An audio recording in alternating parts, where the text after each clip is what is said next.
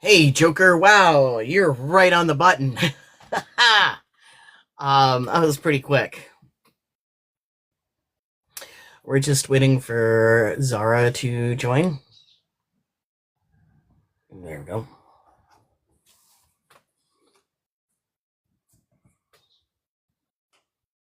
Hey, Zara.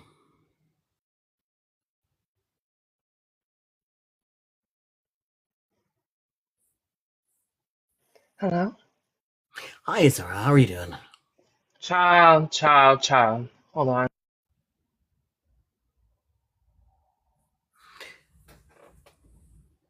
Hey, Joker. Child, it's been me in this fucking speech. I'll tell you what. It,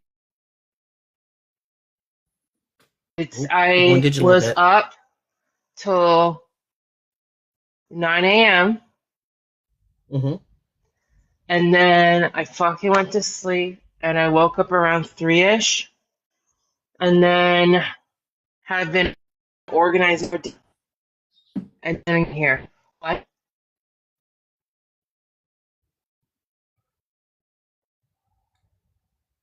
Your video is wonky, or like your voice is wonky. Um, Oh, yeah. yeah. Um, I'm logging in on my other account. Um, because I want to moderate from there. But also I Hello? want to. Hi, can you hear me? Okay, yeah. I mean, I have to always shake back between shaky Wi-Fi and then shaky phone signal. Weird. Anyways, yeah, it just is Um, what it is, but I'm thankful to be here because otherwise I would yeah. have been in a lot worse situation. Anyways, I was saying Hey, there we I go. had been up since like, whoa, wow, since 9 a.m. doing Hmm. this freaking speech, Hmm. then got up around 3-ish, Hmm. was sorting more data for the speech, and then here I am. And then after this, after I eat, I go right back to the speech. Mm. Because the second one, right, for the longer time, I actually need to have like detailed information, right? So, um, Hey, I'm Celeste. gathering what's been, hello, Celeste. I'm gathering what's been done in the United States is pretty bad. It's very extensive. Hmm. So there's a lot to gather and write, but I'm not going to disrespect or waste the opportunity I was given. So I will do this. Well, we are Is my super voice happy to shaky have again? you. Oh, okay, Nope, thank you. we're good. I'll do Yeah, one of these if I'll do one of yeah, these instead of interrupting to let you know if you're yeah, going in and out. Yeah. yeah. No, Chad, I'm just talking about my speech. I'm speaking at a Pride event, Lyra. And so I basically need to tell white Canadians and Canadians in general, wake the fuck up. You can't just sit in your maple privilege. And so Um. I have to be thorough, like really thorough about what's happening. Hey, Bug. Hey, Celeste. Just to remind everybody that today is the 10-year anniversary of the Pulse pew pewing, um, where 49 people lost their lives, mostly um, BIPOC, queer folk.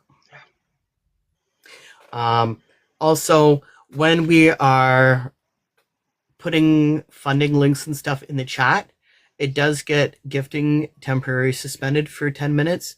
So when we're putting a mutual aid stuff in, we need to pace ourselves doing it.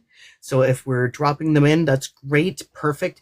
Let's keep on doing that, but doing it at a perfect pace so that if people feel they want to give Zara, and please give Zara, not me, um, on here or any of our guests, um, our let me rephrase that, any of our BIPOC guests, you can do that here too, but just pace yourself when we're sharing mutual aid stuff on there, because if we continue to do it, then um, it will affect the live. Thank you very much for bringing these things up, Pax. I appreciate it, actually. No problem.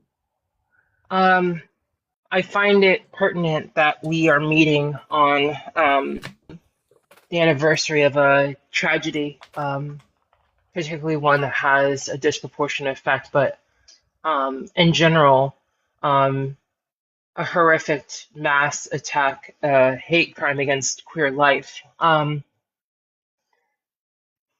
Because I think it really ties in with people's response to the homework. Thank you, Joker.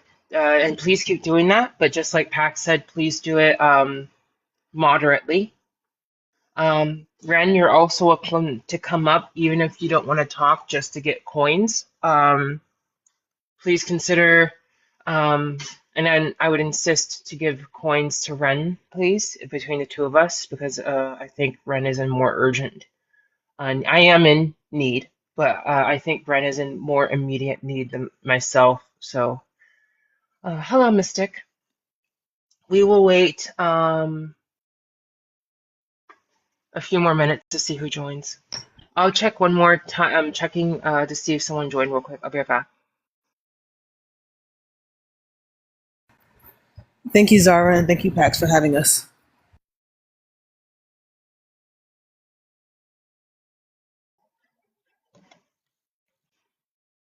So, because you're here for now, at least, essentially for coins, which is very good, I will make reference to that so it's not forgotten. But also, I'm going to assume, unless you interrupt me, which you're welcome to, that you're not having necessarily something to say.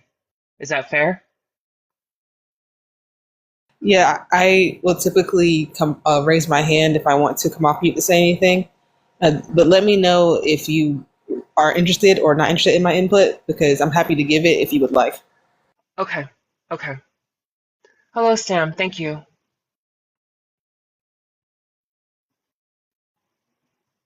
Chad, I remember. Oh, I haven't been able to watch it yet. I just remembered. No, I've been really working on a speech right now. I will watch it eventually, but I actually do mean within the next week or two. But right now, I'm having to work hard on a speech. But thank you for reminding me. Okay. Yeah, it'd be good if you can come up. I don't want to say too much, but Misty is a white trans person that is helping me with stuff in Canada, and I will leave it that vague right now so that she's able to share what information she chooses herself. It's really good to see you here. Thank you very much. Okay, I think we've got a sizable group, and I'm grateful. So,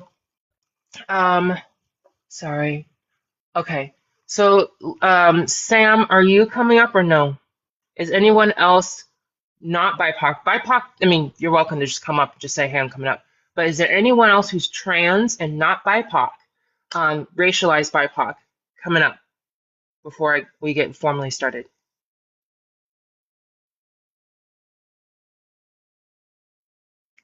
Okay. I'm going to start with the open letter. As we know, we always start with this open letter, and it also lays out rules and expectations. So we have some structure. Hello, Sam and Celeste. Welcome. Sorry, that was an accident. I didn't mean to request. Oh, okay. Gift. You do you. And Kay, I'm assuming you're just not feeling very well, which is fine. I'm just trying to make sure. Kay is pretty burnt out.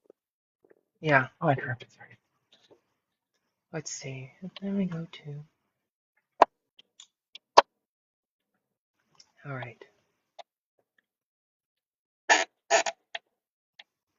That's okay, sweetie. You don't have to. Even you just participating verbally is very important. I appreciate it. All right. So everyone, please allow me to, unless it's an emergency, please allow me to read this open letter and its rules and expectations without interruption. We will begin. You do not have to apologize for being sick. We do not shame people for their capacities when they, especially when they're speaking genuinely. You are pushing yourself within your capacity, and thank you for doing that. Okay, I'm going to begin. This is an open letter of rage, opening myself the degrading pain of seeking still that neural path in the minds of others to experientially perceive me as a human. To write the necessity of this sacrifice facing towards the transgender community tells a long history, a handed down belief that the true transgender community wasn't, and will never be Black. And a subculture of outcasts, there too still is the same society, one of gleeful master and lowly slave.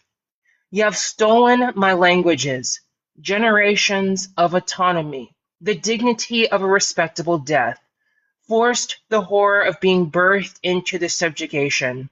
But on it went. How still Black trans people fled chattel slavery and found themselves in unfreedom, unshackled yet still captive in the colony you call home.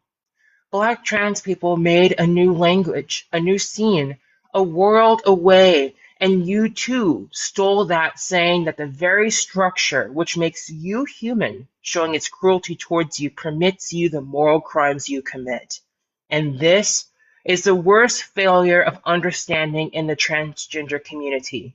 You are a human being branded for deviancy for your gender expression, and me and mine are loathed subjects, further perversing ourselves. Black transgender people die because they're forced onto a planet in its white supremacist world, which deems that Black self-determination ought to never exist. And you all have played your parts in this open colonial dominion. Do the neurons pass the voltage in such a winding way as to regard the anguish of this rageful writing? Or do the neural pathways spark to avoid, deny, or dismiss this societal pathologizing? Rationally, I should be running away from you all, each in your inheritance or whiteness, or permitted proximity to the white social structure. Rationally, there is not a generation of you that has shown the radical persistence and self-examination to create a new world. Got it back. I'll restart the sentence. Rationally, there's not a generation of you that has shown the radical persistence and self-examination to create a new world on this planet that meets what you say out loud. Believe of yourself.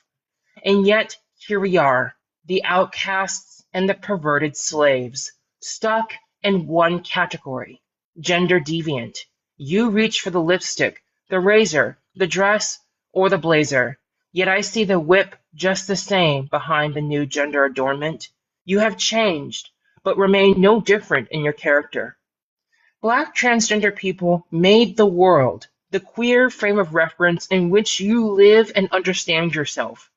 You have pillaged and colonized this world. And this is the core of my rage. You steal and forcibly shape to your use what my people make by the spirit fueled with the innocent will to live.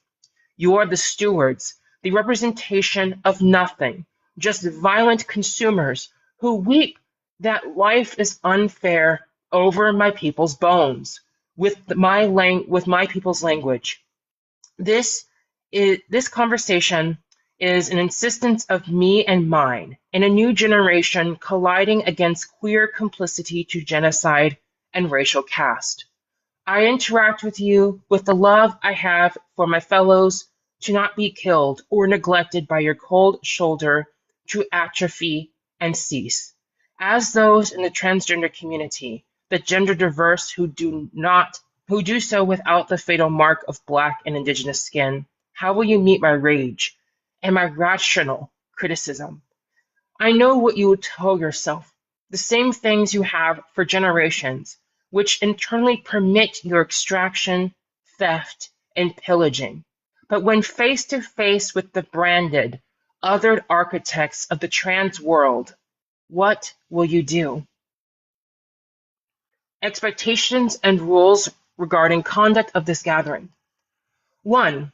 The introduction will be read each session, along with these expectations and rules. Both are subject to change as I see fit. 2. This is a trans space for trans people to discuss racism, segregation, and interracial political formation within the trans community. We will acknowledge that trans includes a multitude of identities that span cultural context and unique gender expression. Ultimately, this is a space for gender variant people who see anti-trans political sentiment and legislation as a grave danger. This conversation will be centered within the United States and Canadian context, but others are welcome to join. 3. There may be some moderators who are not trans, but are trusted to help moderate racism within the space. Ideally, over time, trans people can be trusted in this role, but these shifts in people will need to happen organically. 4. Black and Indigenous voices will always have the priority. Racialization is a critical element of discussing and experiencing racism. Thus, we'll prioritize based not only on ancestry, but also racialization to oppose colorism and featureism. Any non-BIPOC trans people interrupt BIPOC trans people, they will have 2 strikes, and then they will be asked to leave the conversation. 5. We acknowledge our disabled peers by conversing one at a time. Currently, it will be myself and Trunkel Pax, who will update and determine chat order for now. The speaking one at a time ensures those with hearing or communication processing needs have the ability to follow along better and contribute to the conversation. A desire to communicate will be expressed by a hand emoji in chat, or if verbally asked by a host, to ask who wishes to speak next. 6. When introduced, you will be expected to present your age to verify you're an adult for TikTok, your race, pronouns. You will be encouraged to also share your trans experience, male to female to male, non-binary, two-spirit, etc. 7. Non-BIPOC people comparing their experience to anti-Blackness or anti-Indigenousness will not be tolerated. Appropriation of Black slang and AAVE will be addressed as it happens to stop the cultural theft. To be in this space is to acknowledge the fact of Black slave resistance and liberation being a critical element to making current LGBT plus culture, even if you're not aware how by historical details. 8. While myself and Trunkel Pax are hosting this space, we will hold the other BIPOC trans people also leading voices in the conversation. Non-Black and Indigenous people will hold them in high regard. 9. This is not a safe space. This is a protected space for Black and Indigenous trans people. We are permitted, nor will we be restrained, expressing our experiences and emotions regarding colonization. For non-BIPOC, you are expected to self-regulate, contact non-BIPOC peers for help self-regulating, and doing emotional labor to validate Black and Indigenous peers. White centering and fragility will be addressed immediately. The captured culture already centers you every moment of every day. It is time to share. I am teaching on the unceded stolen territories of the Musqueam, Squamish, and Tsleil-Waututh nations. And finally, Pax wishes to say a land acknowledgement. Then this class session begins. I am currently on the stolen land from the Coast Salish people who have been here longer than time immemorial. Thank you, Pax. And final reminder, because of needing to recognize racialization and urgency, if coins are to be distributed, please give them to Ren, please. Thank you very much. I would appreciate that. So I want to return back to us being reminded of the Pulse massacre. And remember, we are streaming from Canada, so we do not have the same word restrictions. It's just please do not spam too heavily the funding links for other members of community, BIPOC trans community, because that's what flags us more based on AI algorithm of the TikToks. But let me resume.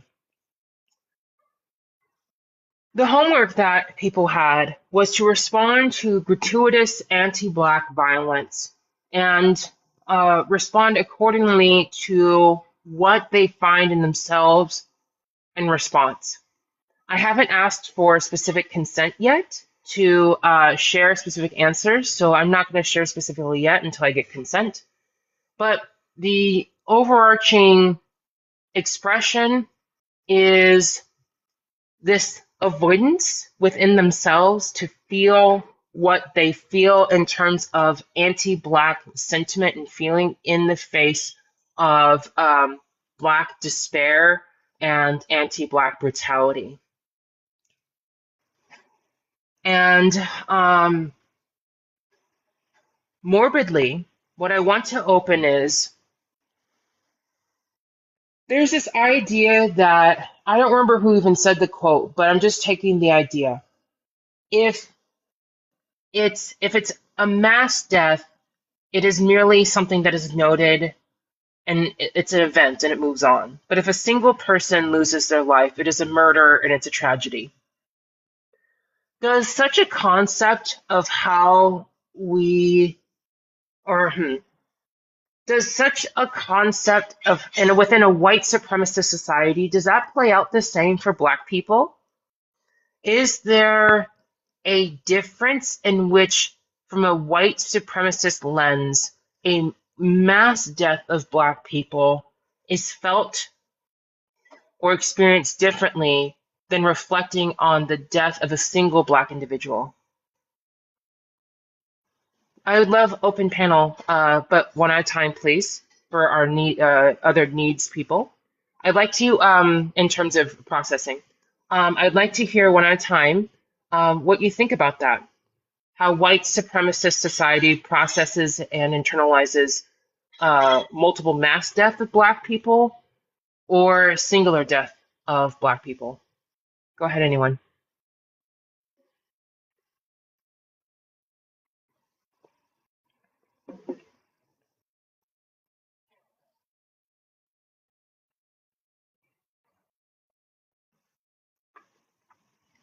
Um, Initial thought, they might treat it the same because in a white supremacist world, there's unfortunately no value assigned to Black and Indigenous life. So my first thought is that they care so little, it would, I'm not sure, it might be enjoy the larger number, unfortunately, disgustingly. My first thought. But what if I turn it to you? What if I tell you to think about a massacre of Black people? I'll give a more tangible example. For example, Okay. when we think of the fact that within many medical hospitals in the United States, they find piles of corpses on the buried underneath the basement floor of those that have been used for medical experimentation, or I compare that to a singular Black death, and just the most obvious to use being George Floyd. When you think Yeah. about the medical abuse and mass death buried under the most prestigious medical institutions in the United States versus the single social lynching and lynching of George Floyd, what comes up differently?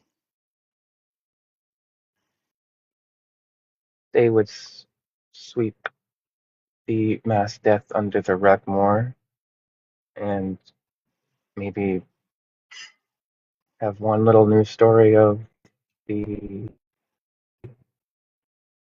lynching, or if that. Um,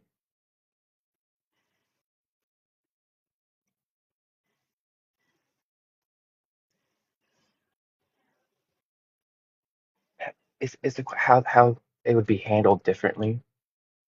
I I s- hmm.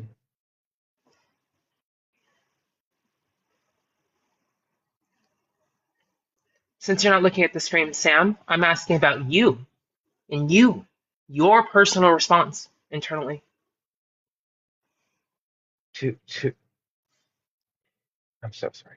My personal response to the question that Um, I mean, I'm sorry. I'm trying to piece it together. My brain is not that fast. You're turning it May I on to pause you me. for just a moment? Yes, Okay, please. so here's another thing we can do. Misty, are you present?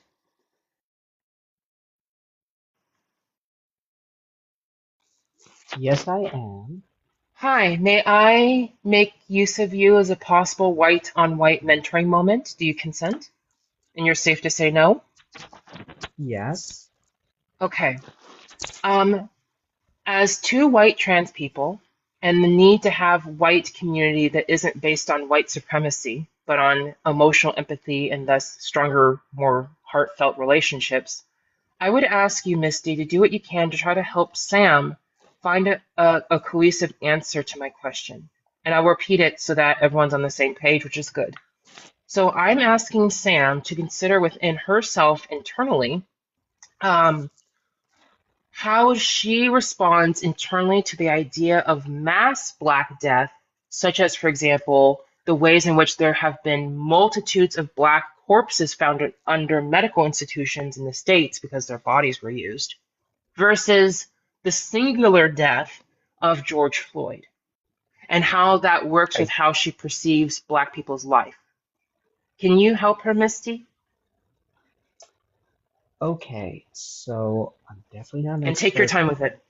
Yeah, but what I'm gathering is you want to know, like, how this is, what's coming up for us within that. Within for Sam for now. I'm asking you to help Sam produce Yeah, that out, and then I'm going to go back to the rest of the panel. yeah, exactly. So you're asking that question to Sam, and like, so I don't know, from my experience when it comes to reflection as a white person, when it comes to tragedies that have occurred in places that are obviously I live that are white dominated. Um, I do try to look nowadays for what comes up for me as dismissive to kind of initially push myself away from the discomfort of being attached to that, such as responsibility. It happened before my time. I had no part in that. Those are the kinds of things that come up there when it comes to the large acts and when it, so finding mass graves, when it comes to the individual ones, I do try to look for the same kind of things that come up that may be outside of my awareness. But I find that with like individual acts like that, I do notice like, that there's less of a distancing of myself from that and more of a call to action for something that is an individual person, but I am trying to look at any traces of when these things come up. Um, what do I feel is like distancing myself of like maybe a question popped into my head about what the circumstances of the victim was instead of what is happening to them. I'm not sure if that is helpful. it is. Um, you're literally just asking for my emotional response to a mass death of Black people versus a singular death of a Black person, correct? Um, yeah, Correct? Okay. yes, Yeah, well, your emotional response and the thinking patterns, like everything internally, right. right?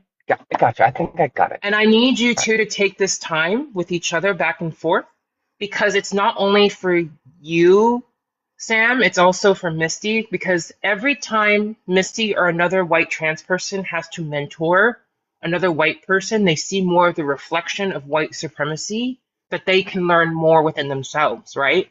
And it also teaches the audience. So truly, keep taking your time.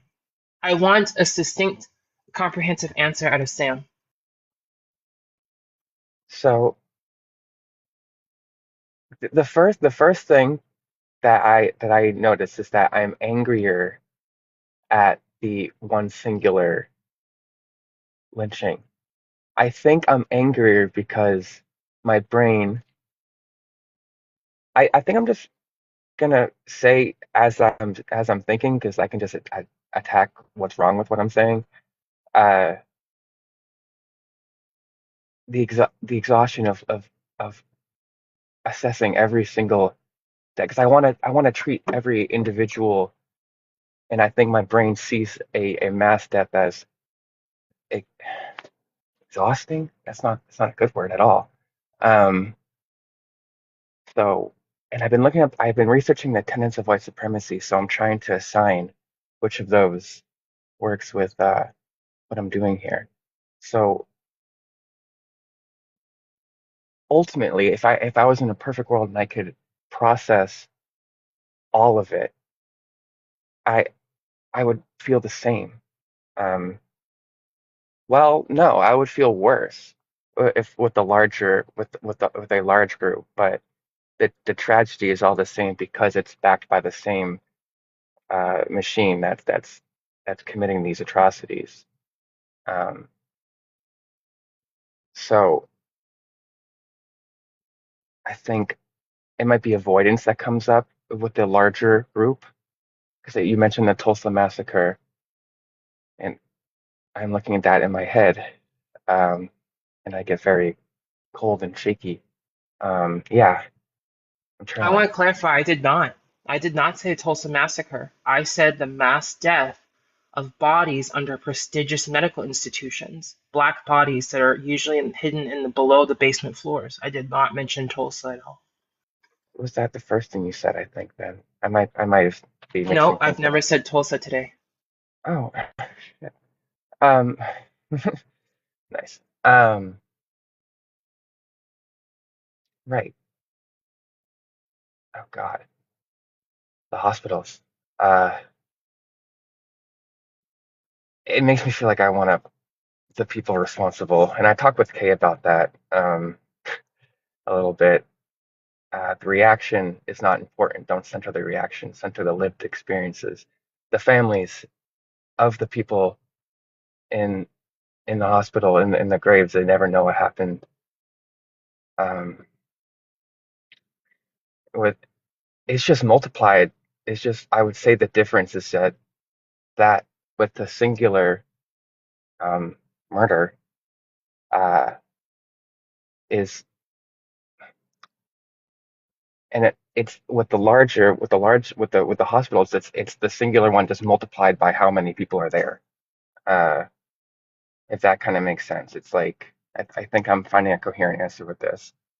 Um, my initial reaction response to that is that the right phrasing is my initial reaction.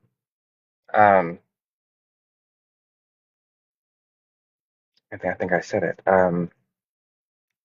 It's the amount of the amount of people in the hospital, each with their own individual, humanity. It would just be multiplied by how many people are found, I guess. I wouldn't treat it as like a lump sum. I would treat it as each individual person that was found in the hospital. Um, so I think that's why I might feel exhausted because I would want to know everyone and kind of understand, I guess.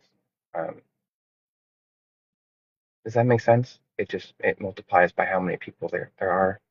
My feeling of disgust and rage and motivation to dismantle what's in me, to be able to dismantle what's out there, the white supremacy in my head.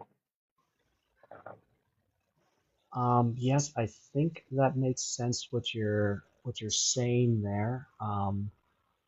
There is like a point that I believe, when something is really overwhelming, that it's hard, and we do detach and kind of like distance ourselves to cope with that. Um, but I'm wondering about like what things come up about guilt and your like passive like connection, enabling that situation, those kinds of things, even hearing myself and listening back to that, I realized that obviously it is a much um, more terrible thing when a systematic thing happens to a large group of people rather than an individual. But my anger is more immediate for an individual as is systemic. Interesting. And what you're saying is like you get overwhelmed, and I think that does explain some of the slow reaction to anger over it. But the other part is that it is just like such a horror that you want to distance yourself. So my immediate reaction is sometimes there's things that come up on how I'm not involved in that, how I can distance myself away from, and that system that I benefit from. Right. Hi, Wales. I have to speak a little quietly here. But I, Oh, so I forgot, before both you and Misty, can you please both introduce yourselves by age, race, and your trans experience? I forgot to do that. hello, I am 22. I'm white, and I'm a trans woman. Currently in Florida. I live in New Oh, York, what? but I'm, And you're Latina, right? I am a white Latina. I'm also Yeah, Taino. you're welcome to say that too. Yeah, of course. You have to erase it away. Okay, but resume. I'm currently in Florida. I live in New York. And yeah. Misty, do you want to introduce yourself real quick? I'm sorry, I forgot to do that because I know you because I've met you, but know of you rather. But if you could introduce yourself by age, race, and transgender experience. Yes, of course. Thank you for that opportunity, Zara. So I'm a 40-year-old white trans woman, pronouns she, her. I'm recently out about 7 months ago as a trans woman, and I live on um, stolen traditional land of the Tawasin and Squamish, or correction, Musqueam people here in the Delta area of kind of the Vancouver, BC area. Thank you. Thank you, sweetie. Holy, as you were going to say, you have to speak quietly. What were you going to say, sweetie? I was gonna say, deconstruction is a lifelong process, and as white people, we will continuously be involved in that. And I agree with what Misty was saying completely. But I would point out that it's our privilege to feel uncomfortable and to feel overwhelmed by the realities that Black and Brown trans women face and people, because we can step out of that when we feel that it's too much to listen to. But Black and Brown trans people have to face this reality no matter what, which is why it's incredibly important that we all actively work to understand the realities and understand the brutality of them to prevent it from continuing on in our world.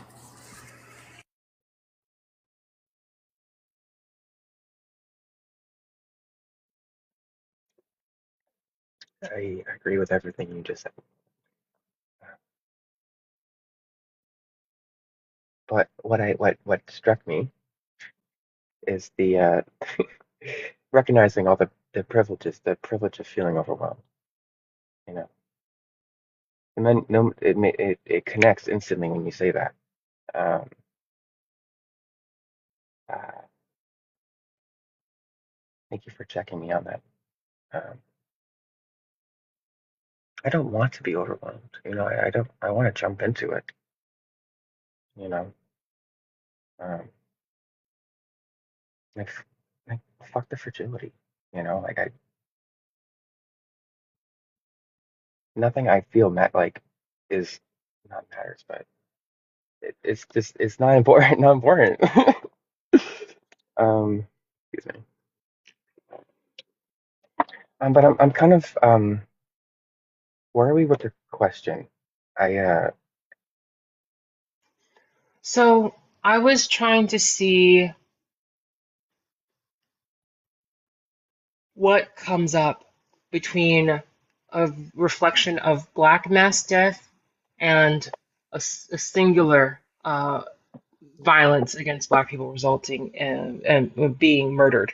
And with you, Sam, I have a difficult time connecting to your answers, as I feel through your answers how they are struggling to even connect with yourself. It's like you're experiencing, and I can only speak from an outside perspective, I would never speak for your internal truth, but it's like you're experiencing, I perceive that you're experiencing being lost within yourself.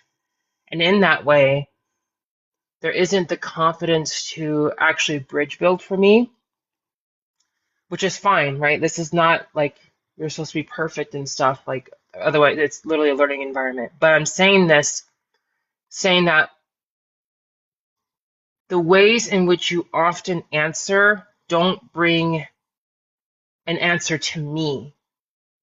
And so I'm going to ask Holy and Misty to try to help take what you've been saying and give an answer that reaches me, that actually bridging connects to me. Because right now I still perceive you like this and your consciousness, and it doesn't do anything to do this.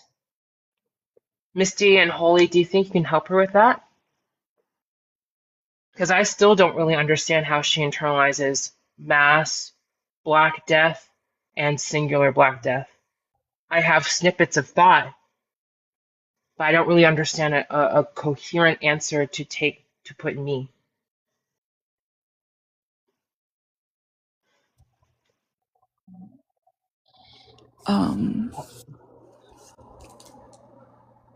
I know it's hard to engage. I think it's part of the conditioning is to deconstruct that. I would posit when there is for instance, take the Rwandan genocide. What do you think comes to mind, Sam? Or do you want me to give you my perspective, Zara, host? I'm trying to see some white on white mentorship, white on white trans mentorship. So, Okay. I mean, if you feel that that will help Sam, you two are, I'm recruiting you and Misty to do what you best can to do some white on white mentorship. So take that as you will. What comes to, have you heard of the Rwandan genocide? Yes. Okay. Do you think what comes to mind when you think of that in reference to like the reaction of the world? The reaction of the world, how they're silent, how they don't do anything, right? Yes. Like I agree with that perspective. What do you think comes to mind when we reference like a Black trans woman who is unalived? What do you think comes to mind in reference to the reaction of the world, or the country, or the jurisdiction where she is unalived? From the white supremacist perspective, it would be good. Like, you know, congrats to the person that did that horrible atrocity. They would So applaud it. yeah, but like, would you say that there's a sort of a reaction to her unaliving, or do you think it's mainly ignored? It would be, well, it's always ignored. Right. What about Brianna Jai? Do you remember her? No. She was a trans woman who was stabbed in the UK, and her story made it all the way to the US. And I mean, I remember seeing it everywhere, and she's still everywhere when we talk about this in a lot of advocacy spaces. And I think the point that I'm trying to reference is that when people of color are murdered, especially when they're trans, there is no reaction, there's no sympathy because of the dehumanization of of Black and brown people. when white people are unjustly unalived, you have massive amounts of sympathy. And it can even can, do you think it has something to do with like because this occurs among cis women as well. White women who are cis and black women who are cis, white women have much more sympathy, and the same thing happens within our community.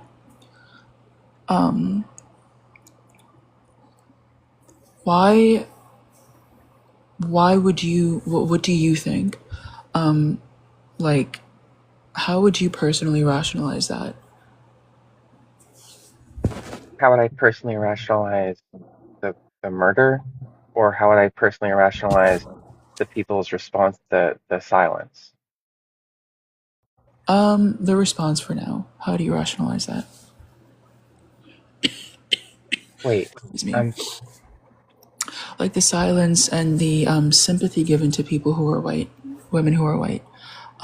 How do you rationalize the silence and the dehumanization that happens and occurs when black women are murdered? my first thought is that's not rational. Yes. So there isn't a rational answer, right? To me. Yes. When we think of like the constant, silence around these atrocities, both when they're in large numbers and individual, I would even argue that it's an example of the white supremacy that is riddled in every Yeah. aspect, every corner of our society, of the globe. No matter where you go, it is fundamentally a part of the world for the most part. DNA.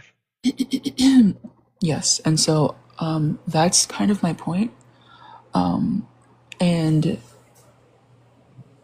it's not neutral that you have to sit with yourself and think about this because not to, as white people, we're taught to ignore it, which is why you see that mass silence.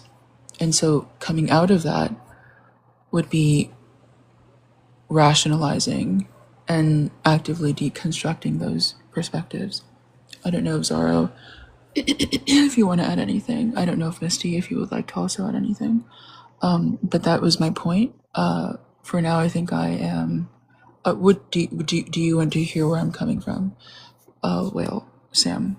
Yeah, I do. Um, Thank you for helping me. No, it's a team. As white people, we will continuously be in this position of deconstruction for the rest of our lives. So please don't thank me. My coherence is, I have transient psychosis. My coherence is not there. Speech patterns aren't there. So I really appreciate this. Um, is there anything that Misty wanted to say? Yes, Sam. So, additionally, I think that it's important that we look at not just what we think is right in the situation, but the things that come up um, that we think or feel that are wrong, that are not correct, that are really important. That's identifying so we can work on deconstructing them.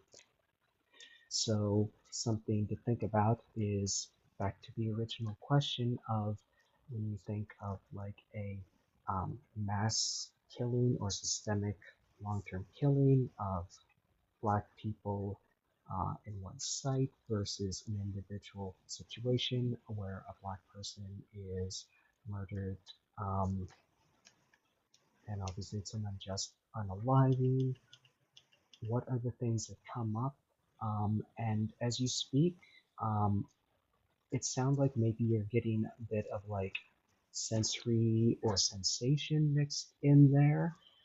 But if there's like cognitive like thoughts, words that can come up that you can identify, they may be somewhat like subconscious, or like what questions are you asking that may be distancing yourself, or maybe looking at like validating or reasoning the uncomfortable things that come up when you hear both of those situations. Thank you. Misty, do you mind turning yourself up just a little bit more somehow, or maybe getting closer to the microphone? I have to turn you up a bit to, well, I have to turn the whole phone up a bit to hear you. Okay, is that a little bit better? Is that better for everyone else? Hear it a little better, yeah. Yeah, I can hear it a lot better. Were you able to follow along with what? Like a little bit. Yeah. It's able to just make sure that you don't track away from the mic or whichever you're speaking into, because then you'll really fade off into the background. Okay, thank you for that. Just to check in, Sam, did you get that, or do you want me to repeat that so you can hear that more clearly? So you're just basically asking my cognitive thoughts on the two. I want to wage strategic war. Like I don't I'm a, there's a lot of shame around this trait of mine, but I want to torture and kill them, the people responsible, sadistically and horrifying. That's what I think. Um, So, um, I agree with what you're saying. And I can understand what you're saying. But I think what would be much more useful is to understand and depack all of this. I wanted to also mention, so the gender binary that we all suffer because of its existence, right? Inherently is racialized. And so white women get sympathy, black women don't get sympathy. Black women are masculinized and they're rejected, or their womanhood is often rejected or revoked from them, especially when they are unjustly murdered.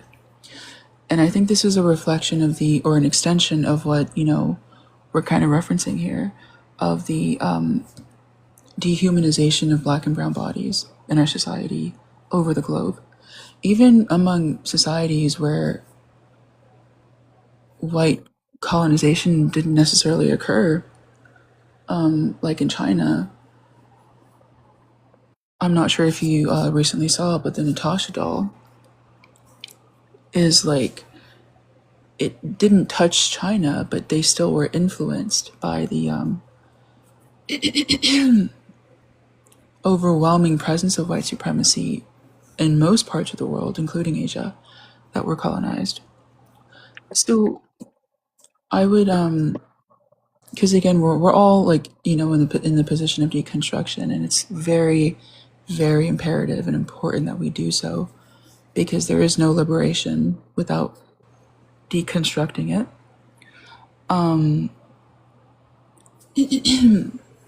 But if I could possibly recommend to look at Beth Elliott's speech in 1973. She was a transgender woman who was speaking at a conference about the policing of women's bodies, and how overwhelmingly it was very racialized, and that the beauty standards and gender norms were rooted in white female bodies. And again, I don't want to come at you like I am like speaking down to you, because we're all kind of in the same position here. I myself have a lot of deconstruction to go. But that, it starts with learning, even if you say that you're angry and you have this passion to address it. It starts with you understanding and depacking a lot of what has been mechanically engineered in you to ignore. Yeah, I do know. 1979. 73. It's the speech at the Daughters of Bilitis, the world's lesbian conference in San Francisco. I'm so sorry, by the way. Let me know if y'all need me to speak up. I have the flu, and I'm very congested at the moment. So let me know if I'm too low.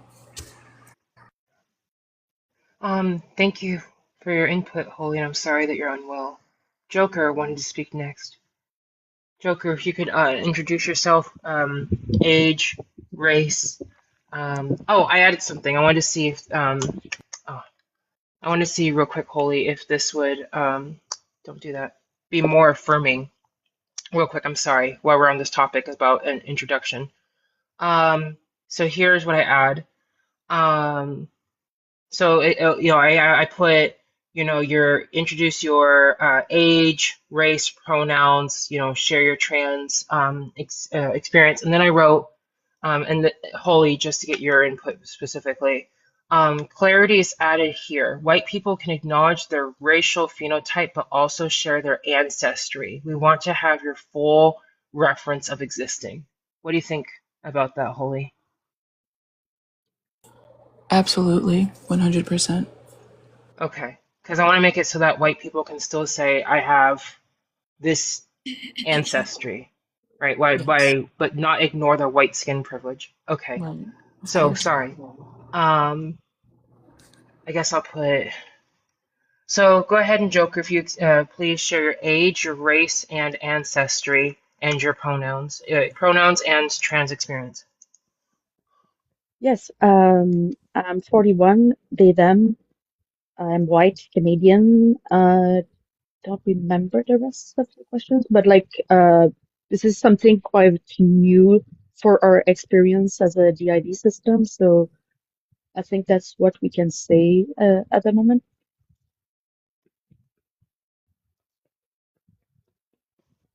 But I wanted to ask, Sam, because I'm trying to remember what you were saying. Did you say that you were overwhelmed earlier? I just want to make sure that I've heard correctly.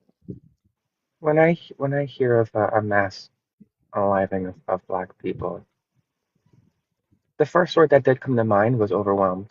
I don't know how true that is, but to be honest, because sometimes I say things without thinking it through. Um, but um, yeah, overwhelmed was the word I used. So the reason I'm asking that is because what I feel as someone who is directly working through that, and honestly, like we are white, so it's going to be a lifetime work. Um, I am deconstructing the tenets of white supremacy, and as a severe trauma survivor, it's like the same blueprint. I don't know if you have like trauma, but like what I want to say. One second, I'm gonna check the text. Like,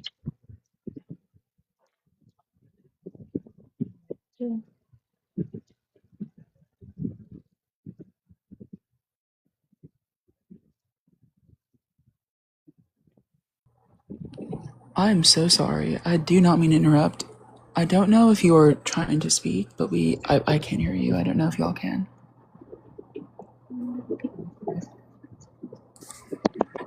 No, Joker said they were going to check a text. Oh, okay.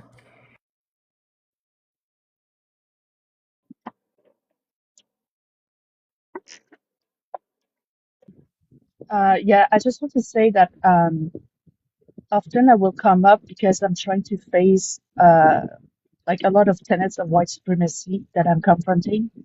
I'm dissociating a little bit right now, so I'm gonna just take a break. I hear you. Okay. So I want to start moving things. I want to get to you, Holy and Misty. When you think about the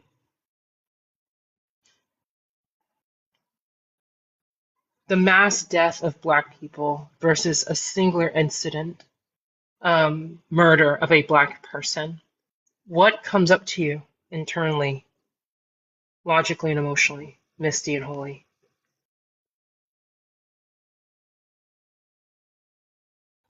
All right. I guess I can go first because I'm numbered first in the chat, and then it's gonna be Holly. So what comes up for myself for um, a mass killing is, it depends on the situation, but I'm going to just take a look at like what's close to me and in DC with the mass graves by the residential schools, and just the the disbelief and the, I guess, initially just turning like my anger at the church and thinking like, how can they be allowed to do that? How were they allowed to do that? And how are they not held accountable all these years later?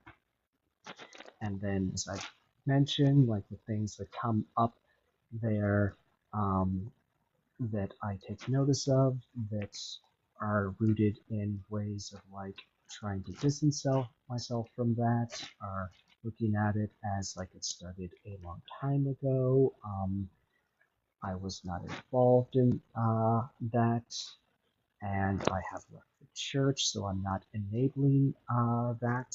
But the ways that I can kind of distance myself from being part of the system that has allowed this to continue and the genocide of Indigenous people in Canada to continue. Sorry, I didn't realize I moved away from the microphone again. A little bit closer now. So when I think of an individual event, I think that like George Floyd, that why that is not immediately dealt with as murder and held accountable, and that it's really showing how the system for the police in the United States, how systemically, like they started a long time ago, catching slaves and where that comes from, and that it hasn't changed, and the system is just needs to be dismantled. But at the same time, I find myself looking at, I'm not involved in that, distancing myself from that, even though I benefit from the systems that permit this to happen. And that's a whole lot of deconstructing that I'm working on and will be continuing to work on. But I do know that this type of crime happens within Canada as well, and that I am benefiting from the systems that are hurting that. So if I'm not actively working against it, then I am perpetuating these problems. Okay. So over to you, Holly. Thank you. Before then, I can hear you. I just had to turn up the volume and then turn it down when someone else is speaking. But you're having some white pushback and challenge. So people are asking, Davina says, who is white, Davina says, I'm sorry, I may have misunderstood. Misty, did you say you're not upholding it? And then Joker has also asked you the same question by saying not involved, question mark.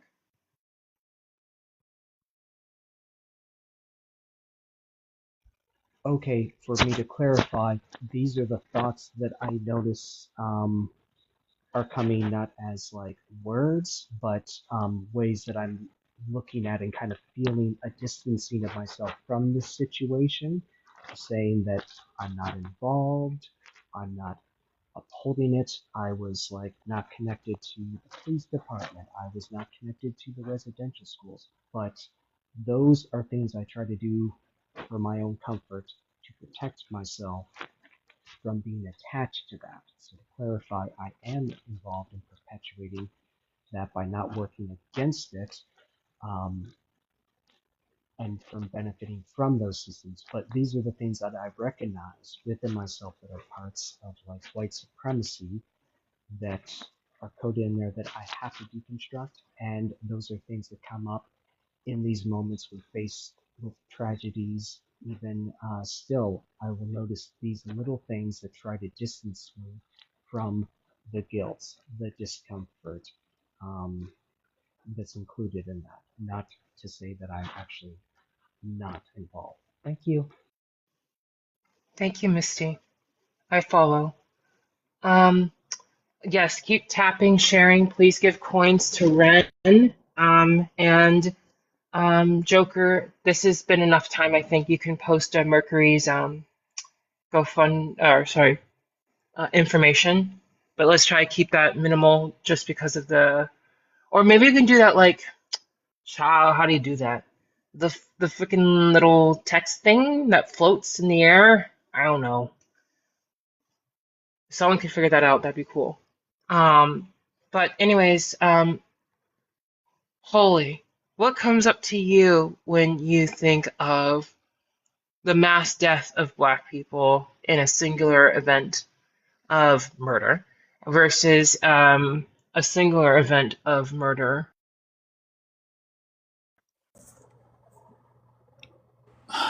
I don't think it's an accident, and I think it's a function of white supremacy. Because wherever this occurs, white supremacy is occupying that individual, that jurisdiction, that country, that city. And so this is somewhat of a reflection of that.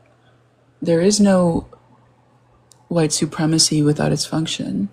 And this is proof in the pudding. And I think especially when we looked at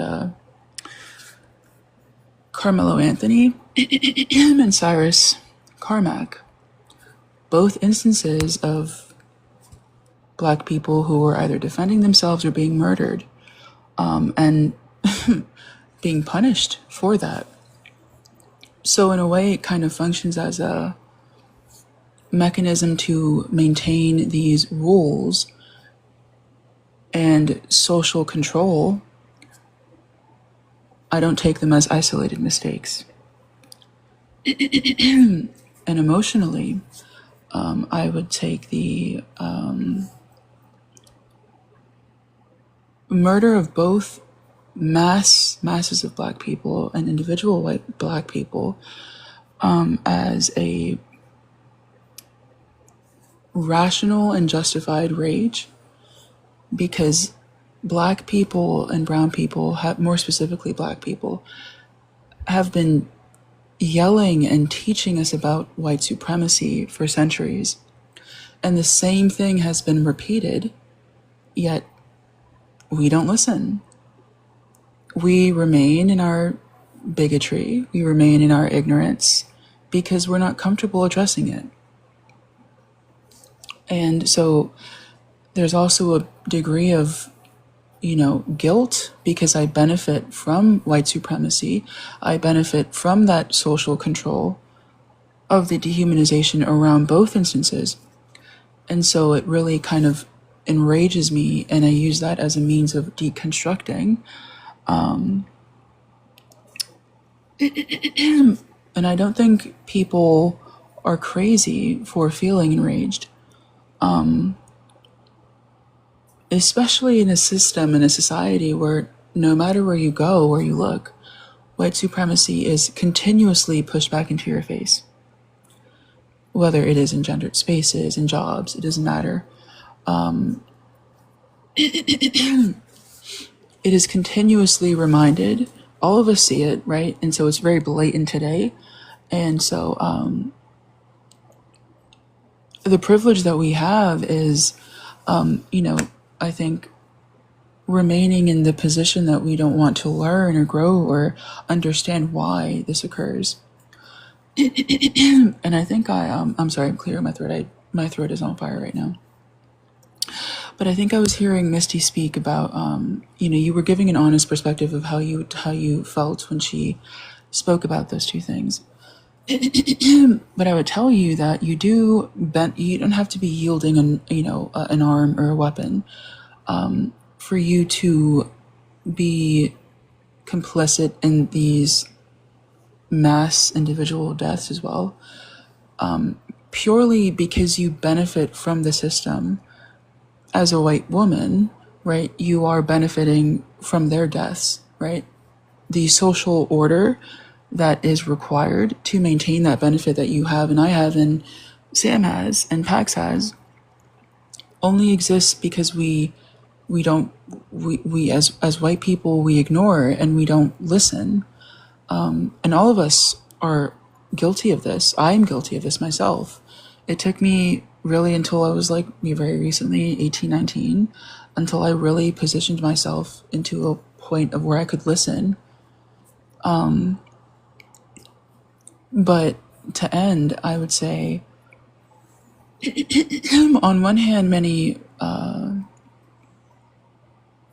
on one hand, you're targeted because you're white and you're trans, so you kind of go against the racialized gender binary. On the other hand, though, that racialized binary that you are going against in a degree is maintained through its own volition by our refusal to deconstruct and learn and understand and step out of that conditioning. And on with that.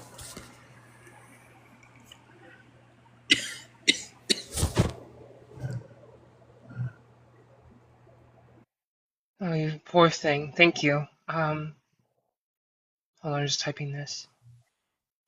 So I want to continue this conversation by reading a quote. I want to read this I had saved this specifically with Sam's desire to just stab, to want to murder the people that commit the racist acts. Here's the quote. Quote, an effective resistance is to be mounted against the current racist offensive of the capitalist class. The utmost solidarity between workers of all races is essential. The way to defeat the capitalist strategy is for white workers to defend the democratic rights won by blacks and other oppressed peoples after decades of hard struggle. We failed that. You failed that, by the way. And to fight to dismantle the system of white skin privilege. But, end quote, and then another quote.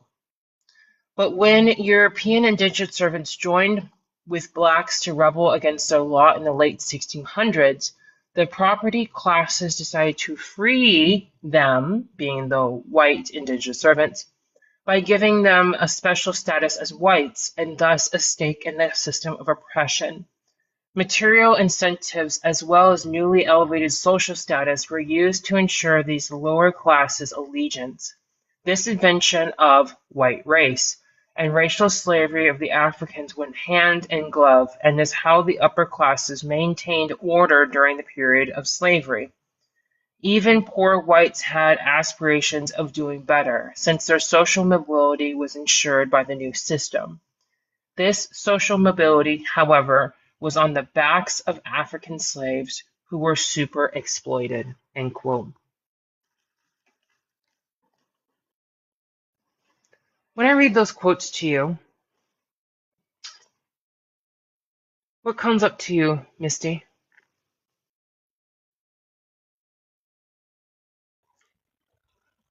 Okay, so what comes up to me when you read those quotes?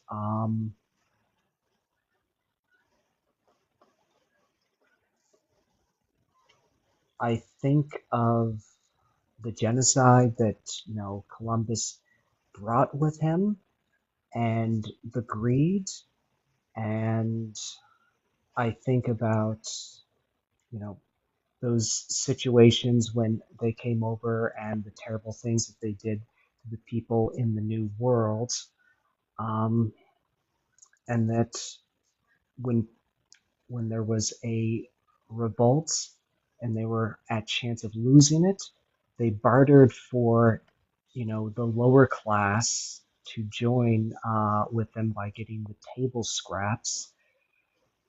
And then they just perpetuated the suffering of the people that could have been their common allies. So they see these terrible atrocities committed against these people. They're willing to fight next to them, and then they're given some handful of privileges, and then they're willing to just throw them to the wolves. I'm disgusted by how easy that was to abandon those you would be willing to fight next to.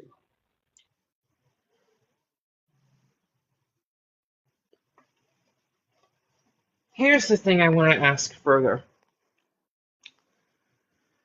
Whiteness comes forth out of a willingness of people to sacrifice all morality for convenience, comfortability, and increased socioeconomic capital access. If they've been doing that for hundreds of years, to the point they've made a whole identity and parasitic signals of culture, why are white people hundreds of years later going to suddenly sacrifice or give up those advantages and access now?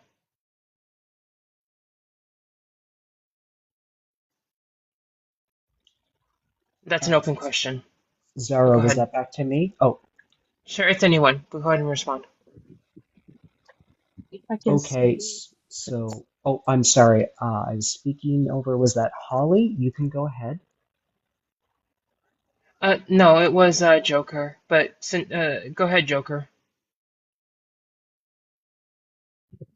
um, in my honest answer, because we have been trained to be having no empathy, uh, no community, no imagination, I think that it's by connecting to that pain to our nervous system and directly sit on it and imagine new things and yeah, confronting other white people that that's my own vision as as a white person is still deconstructing, but that's how I see it.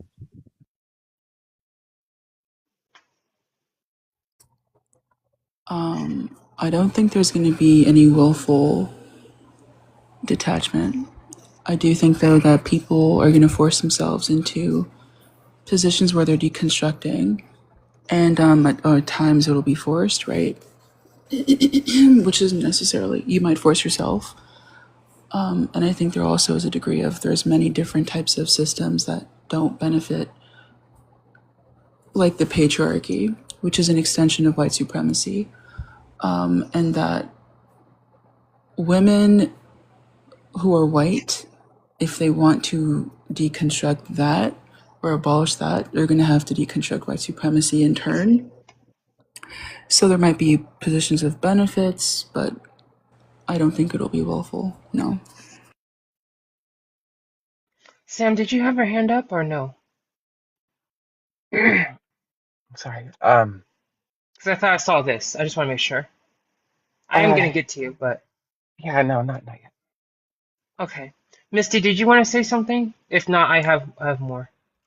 Yes, I did want to speak on that. So I think that one reason we might see white people actually do something, even though the system has been around for hundreds of years, why would they change now?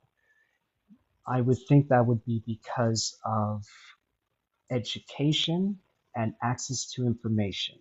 And unfortunately, both of those are now under decline, but we have seen a rise in those over the last 100 years. And along with those, we've seen more rights for people.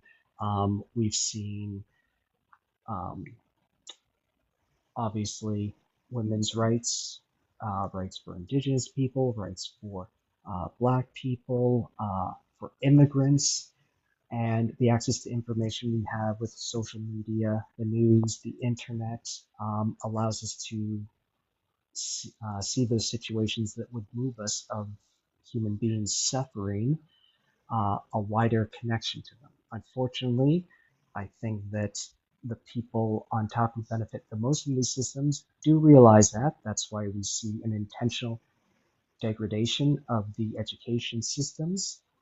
Oh, go ahead, Zara. I have to push back against you, Misty, and it's not going to be light. Um, when I was a child being degraded by by white people, do you think that they needed more information to treat me better? Children who happen to be in events around Black people without adult supervision?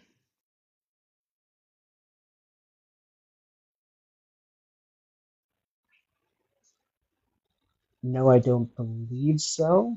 Um, I just think as a society, when we have education and over the course of generations, we do see the ability to reflect on the bad things that we've done, the patterns, and then we have these opportunities for deconstructing, for reconciling the wrongs, and a lot of it has not been done. But I think that education and access to information has given us a better shot at all this. There are a lot of people that have hatred in their hearts and they revel in cruelty and bigotry, and they can't be changed. But I think for neutral people, that those things are a reason that they may deconstruct. So you're expressing, and what I'm hearing is that I have to wait until people are educated at a certain level to not fiendishly enjoy having horrific amounts of racial, sexual, financial, political, governmental power over me. I have to wait until they read more books to stop torturing me and people like me. No, I don't believe that. I believe that we do have empathy and that um, someone would be willing to um, change or not. But what I'm saying is the opportunity for um, more white people to tear away from these systems and to work against them is because we have had these generations of more education to reflect and of more access to information than before. Um, but I don't think that that means we need to wait more generations because that's not going to be the case. We're going to have less access to information. We are going to have less education. I just, what I guess I was trying to, yep, go ahead. I'm going to have to keep pushing back. I need you to be open here. Okay? Here's another thing that I'm not hearing in anything you're saying. Racial violence and torture has and was primarily institutionalized, including academia.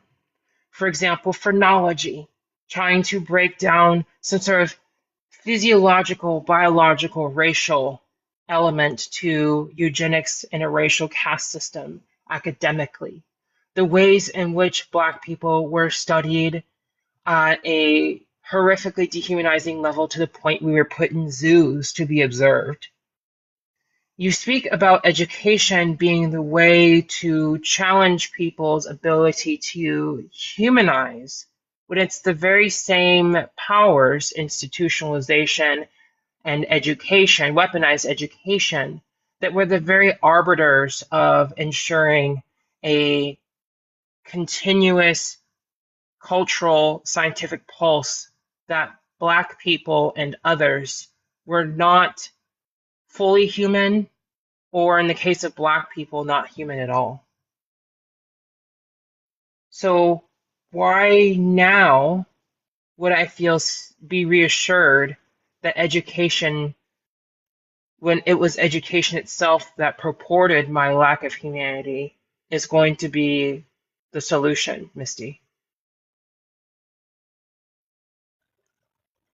That's a really good point, Zara. And that's, yeah, I definitely have to think about that because there is harm done that way. Joker, you've been waiting. Joker, are you still feeling comfortable to speak and safe? Or I will see. I want to confront my fears. So, I just want to say that I would really like Misty and Will Sam. I don't know if you are both willing, but as myself, like I also have to deconstruct things, but like I would like to invite you both if you are okay with that. Um, because I feel there's like emotional distance. I feel it's like one of the tenets of white supremacy, the way it works is an intellectual escape, and that's what I've heard in the answer of Misty. And there's like sadly my own trauma, deconstruction, and like with the tenet of white supremacy. Um, like as white, I didn't see the skills that I have, and like this is a way that I could help. So, like, I would really like to help you both with these things, like with overwhelm and things like that, because I feel like if we don't connect emotionally, I don't see how we can help uh, the Black trans community and the BIPOC community in general. Um, if we have over a nervous system overwhelmed, it's gonna turn inward, and it's gonna be harder to connect. So that's what I've heard mostly. I still struggle with that, and I still work through it, with that. But yeah, that's an invitation.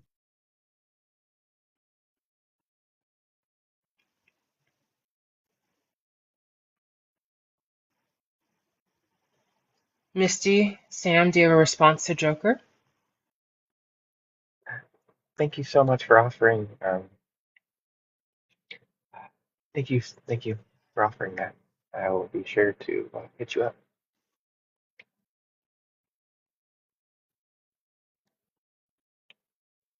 Thank you for that uh, that advice to look at that. That's really important. One thing to note about me is I'm autistic, and I do have a weird relationship with connecting emotions and feeling those in my body. I tend to move away right in the moment, and it takes a bit of discovery on that. It is something that I'm working on, but I do need to try to put emotional connectedness in these things at the forefront. That is a really good point, and I'm going to be trying that. Thank you. Joker. Yeah, I just want to say very quick. I understand because I am autistic. I have dissociative identity disorder, but we will find ways, like without being ableist, but also without like comforting or whiteness. But we will find a way.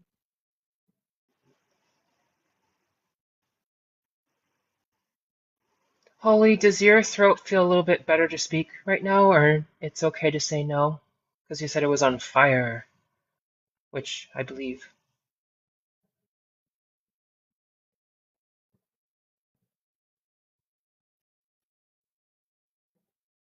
Is it okay for you to speak, or I mean, you can also just type it if you don't, your throat feels that bad. That's up to you to decide.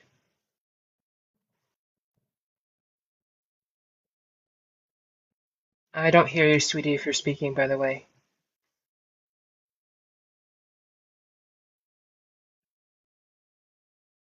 I still don't hear you, honey. Hello? Now I do.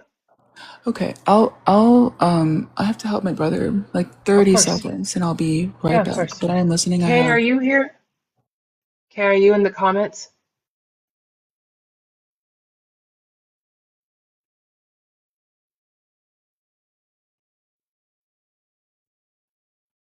If not, Kay, Lyra? Okay. Hi, Kay. I know you're not doing well, so I'm going to engage you text-wise, okay? And I will make sure to read it for the panel.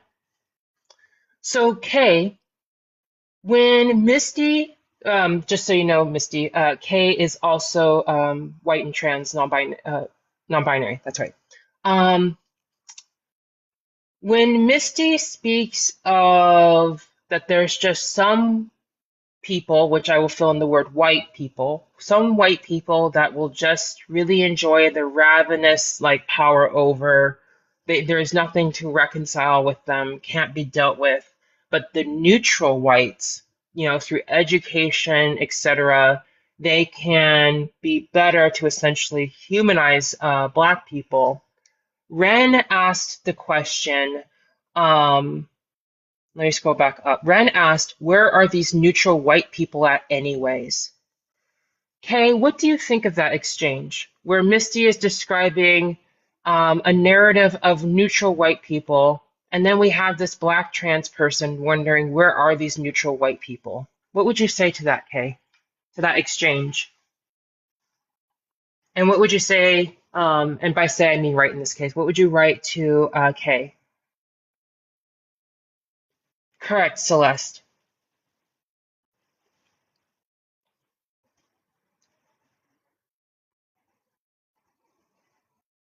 Okay, Sam.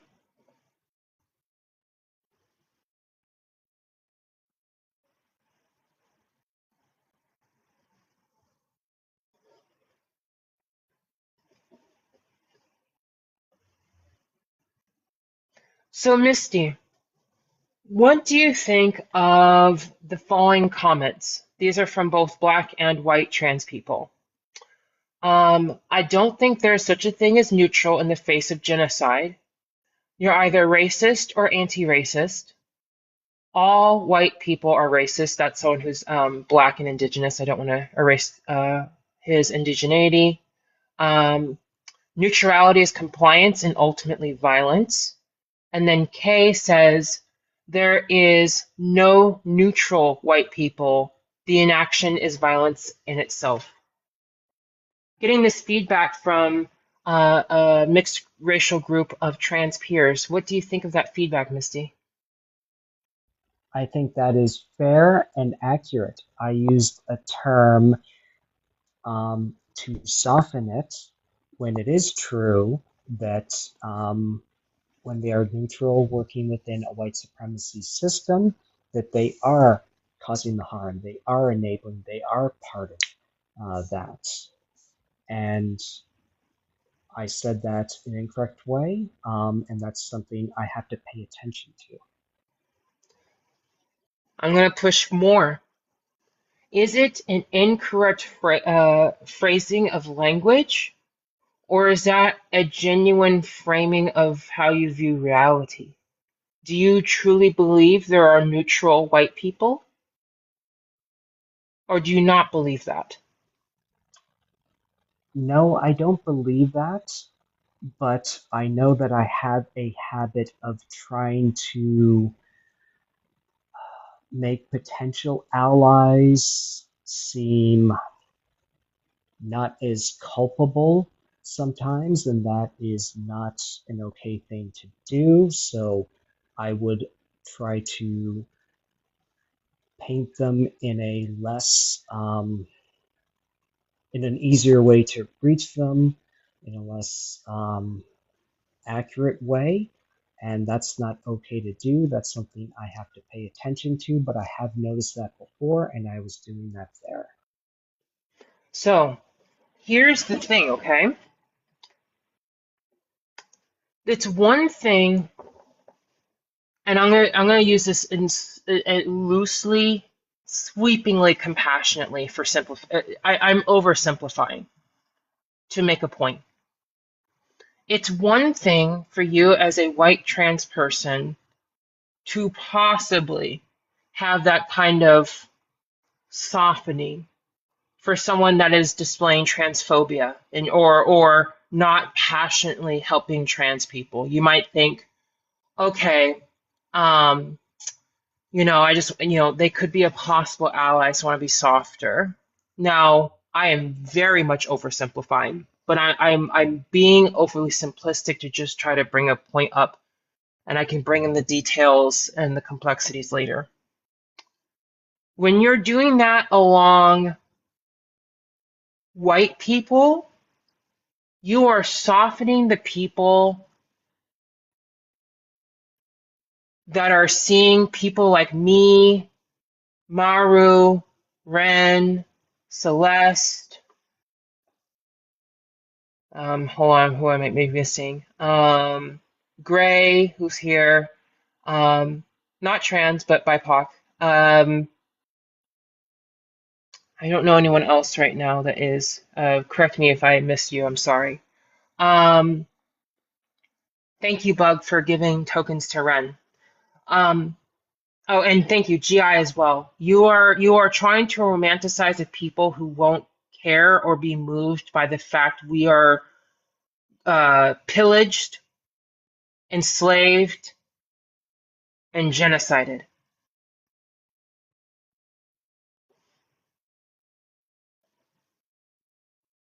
So, as a white person, I'm challenging you. Why would you attempt to soften the people that are largely going to be indifferent to my abject subjugation and murder? So I wouldn't to anyone that I saw as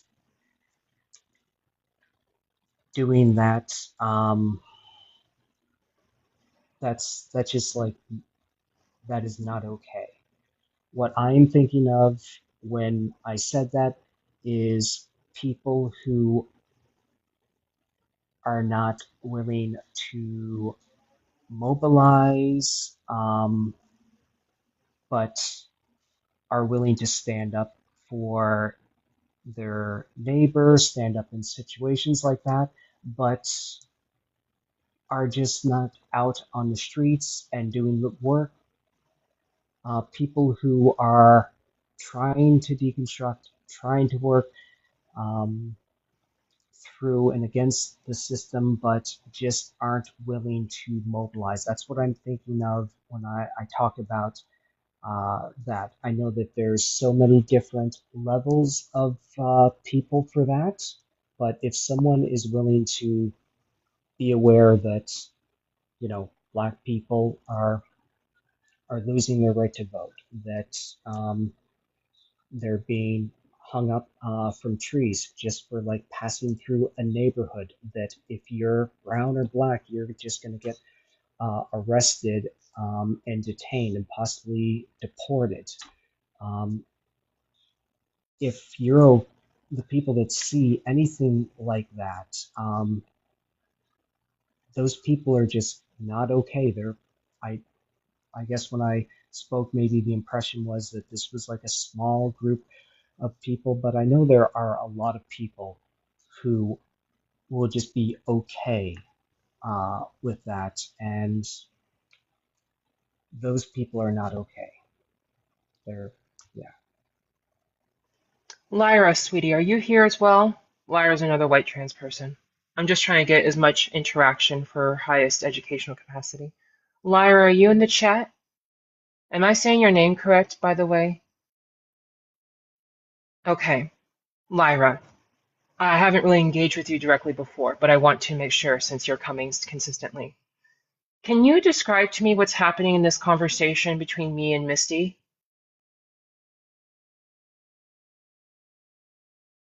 There's something happening, probably a few things happening, but definitely one on my mind that's happening in this conversation. Can you take a guess at what's happening in this conversation?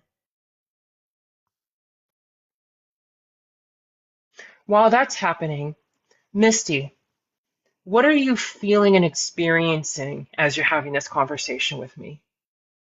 And this is a blunt and honest space because we're actually trying to learn and actually trying to mobilize. What are you experiencing right now in this conversation with me and I'm community? Yes, sorry, Zara. I am experiencing like uh, guilt and anxiety, realizing Mm, that like there's more things that are out of my awareness.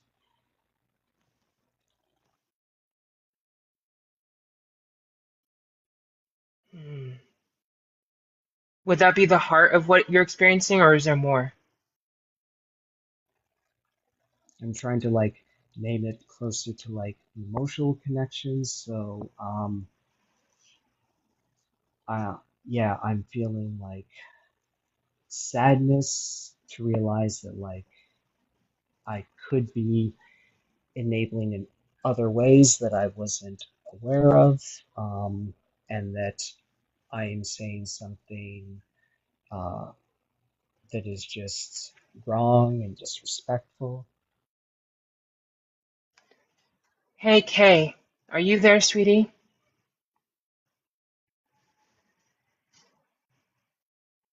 I'll get to your answer, Lyra, in a minute.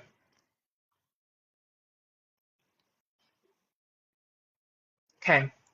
Hey, Kay, does a lot of this kind of seem familiar on your first time here? What are you noticing, Kay? The same question. What are you noticing that's happening in this conversation between me and Misty? Thank you for giving me coins, Astra, but please, for now, because of highest need and urgency, please give them to Ren. Thank you. But, Kay, what are you noticing happening in this conversation between me and Misty? Bug, are you here?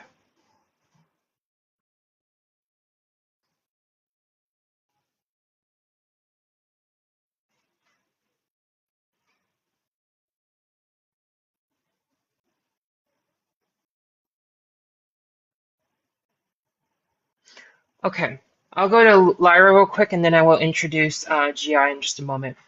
So, Lyra, that is a very surface level interpretation of what is happening. Yes, that is happening, but there's something more that's happening. Lyra, I really want you to read what Kay just wrote and take in. And I want you to think, Lyra, and this is rhetorical. We don't, if you want to share via text, you're welcome to. But I just want to think, I'm asking you, Lyra, what do you think prevented you to see what Kay is seeing?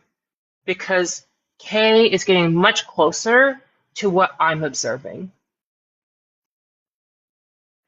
Because I want to make sure our BIPOC members are prioritized, I'm going to just go straight to GI.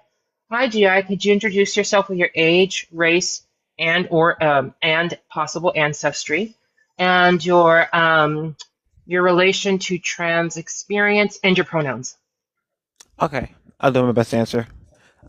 GI 21, Black, ancestry from the Jamaican Maroons and the Ashanti tribe. And lastly, you were asking for Pronouns in relation to trans experience. I see myself personally non-binary, if that helps. Mm-hmm. I don't know how to explain that. Don't have to. And pronouns are he, they, but if you really respect me, you would go by they. But I just Okay. use he just to assimilate. Go ahead. So, hi, sweetie. What brought you up here? I just wanted to understand more about this conversation about this. Here's white fragility. Forgive me for not being able to speak too well. Autism is sometimes not autisming. Mm-hmm. So, did you want to say anything in particular, or just be up here to possibly participate as you feel called later? Right now, you're still listening. Number 2 would be good. I'll be Bingo. here. Okay. So, Kay, I know you're still working on the homework with Sam, but I have a little extra assignment if you're willing, or Joker, or actually, Holly, are you open to helping with homework? Yes, absolutely. Okay. I am gonna ask the side homework for you and Lyra is I want Lyra to sit with longer. Like, I want you to go up as you can, screenshot or copy Lyra's answer to my question, and copy or screenshot Kay's answer to my question. And then on the side later, before next class, have a conversation with Lyra as to what prevented her from getting to Kay's answer when watching the same conversation. I think that would be wonderful homework and really good white on white trans bonding. And I'd love to hear what comes from that. Kay, you may not have been able to complete the homework with Sam last week because you're not feeling well. I would ask that you just keep doing that and take the time to get that done, no matter how long it takes. Unless people feel the need to separate for some reason, but we can discuss that elsewhere. Just as we're on the subject of homework. So, Misty, what we're having brought up now is something Kay was learning as well since being in this space. What Kay is seeing in your responses to me is a lot of white fragility and operating out of fear instead of empathy. What do you think about that, Misty? This feedback from a white trans person. I think that's fair and accurate. I should be considering in this space what the impacts are to Black people instead of what my experience is in dealing with my own discomfort with it. Because when I'm focusing and I'm centering that instead of what is actually occurring to Black people because of that, then exactly. So I want to bring to work my peers here because I don't want them overlooked because that would be committing a great harm in itself. First of all, I want to bring up something Maru brings up here. And I don't want comment on this. I just want everyone here who is racialized white to listen to this. I'm resisting the Black femme urge to do the work for white people on this topic. There's a lot that could be said about that. Thank you, Maru. But the other things I wish to bring up more keenly is Maru, additionally, he says, we are not meant, we are not meant to be feared. I want more white people to say what they mean and mean what they say. And Celeste says, I wish white people would stop acting like we will attack them at all times for what they say. Sam, when you're hearing this response being produced by Black and Indigenous members of the trans community, as you've been here for multiple sessions now, and you're seeing some of the repeating patterns, what do you feel and think? That this is the feedback from Misty's conversing so far to your Black and Indigenous peers. Go ahead. Samosia is incredibly heavy, and I'm going to articulate as best I can here. Are you, geez.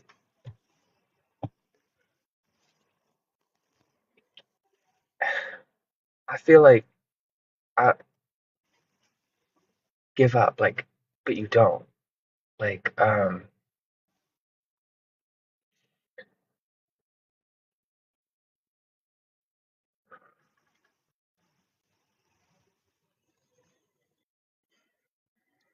shoot. Yeah, I know. I'm sorry, Zara. I'm really attempting to collect my thoughts here.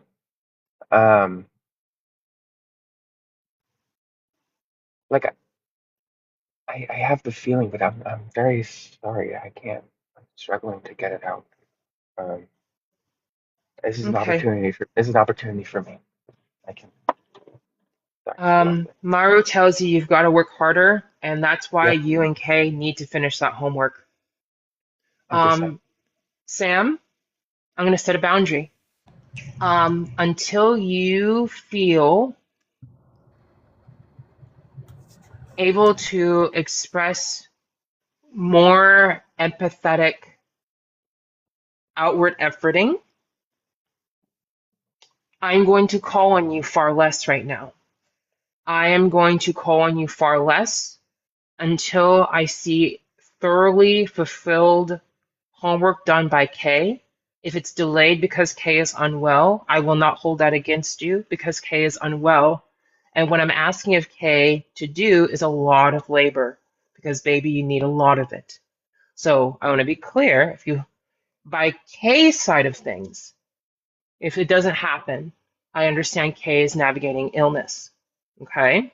But I'm still having expectation for you, but do as much as you can outside of Kay's complete guidance if Kay happens to be at a certain level of, what's the word I'm looking for? I'm so tired. Incapacity. So I'm setting that boundary now. Joker, you had your hand raised. Yes. So now that I'm deconstructing perfectionism, I'm allowing to say that I am severely disabled, but I can take care of myself and spend time, and I will. Well, Sam, I don't remember if you said yes or no, but I want to commit myself to help. Well, Sam, for more work on the overwhelmed emotional connection. I would really like to be a part of that. Yeah, if you could also do the homework that you had, that Lyra and Kay did, and have Sam do that. Sam doesn't need to wait to finish the work with Kay. Would you be open to doing that, Joker?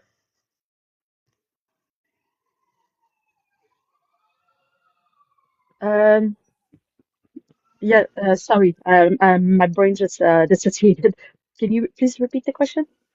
That's okay. Thank you for feeling safe enough to tell me. So the homework that Lyra and Kay did, will you go through that with Sam as well? Sure. Okay, so Sam, you're gonna have both Kay and Joker's homework, okay? And until both are done, you can come on the panel, but no, I will call on you far less. And I will go on a case-by-case basis with the hand raising. I'm not going to say don't, but right now I feel very othered and I'm a bit disappointed. So Maru also tells you to get a journal, and he believes he told you last week as well. Let's see. Give me a moment. I'm having a lot of emotions myself in this moment. What is coming to me? And Misty, I need you to really listen deeply. This behavior and your frame of reference of reality as I'm having it, learning it based on race relations is scaring me. I am feeling that same lifelong fear that comes up to me with the power imbalance and the ways in which people like myself and those who I deeply care for or respect their journey, suffering along with me in these similar ways, like Ren and GI and Maru. This fear is very gridlocking. I described it last time as like I'm trying to lead a horde of dragons to not breathe fire on me or eat me, and that they could at a moment's notice. And every time I experience things that really show such perpetuation consciously and subconsciously of my and people like myself's dehumanization, I'm remembered of the dragons snarling. It's so loud, it is blocking almost in an emotional sense, if we're going to use this analogy, to hear anything else of the environment, because all of them with their like narrow snake-like eyes are staring, and it's just roar. It is terrifying because I'm having to try to negotiate and instruct some capacity, like in my open letter, for myself and others like myself to be experienced in your brain and in your nervous system as not just remotely close to being human, but actually human. And the ways that you have displayed in this conversation, how you're not moved or profoundly disturbed by racial genocidal apathy and thus enabling, it makes those roars very loud for me. And then having Lyra still not see it too,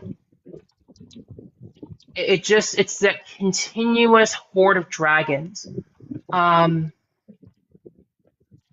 What does it mean that I can have a conversation in front of a room of people where I'm having to navigate someone not romanticizing people who would be apathetic to my genocide, and then other people who are witnessing that conversation themselves still not notice that is what's happening, and simultaneously having the dragons act as if I or others like me are the threat at the same time. It's a position I know I've put myself in, and choosing to lead these lives, but it does not mean it doesn't provoke this deeply set fear response. And Holy, I would like to hear a commentary on that.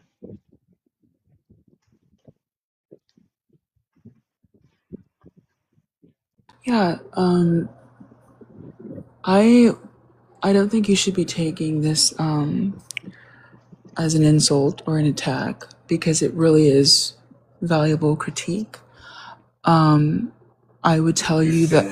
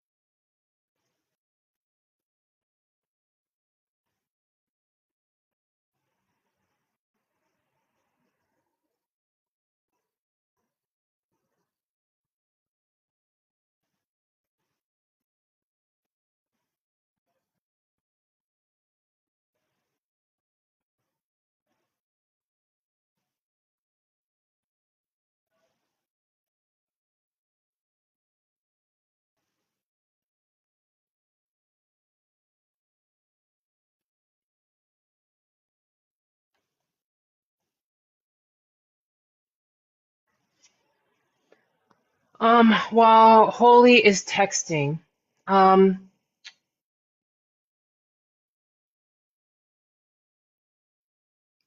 Joker, may I call on you?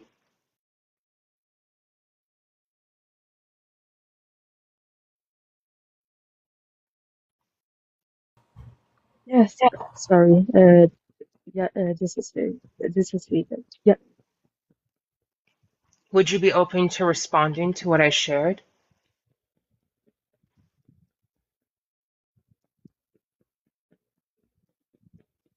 Um,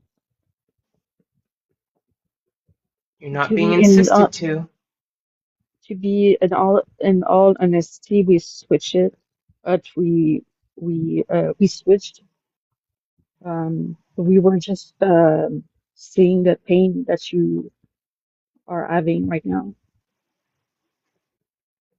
Thank you, Joker.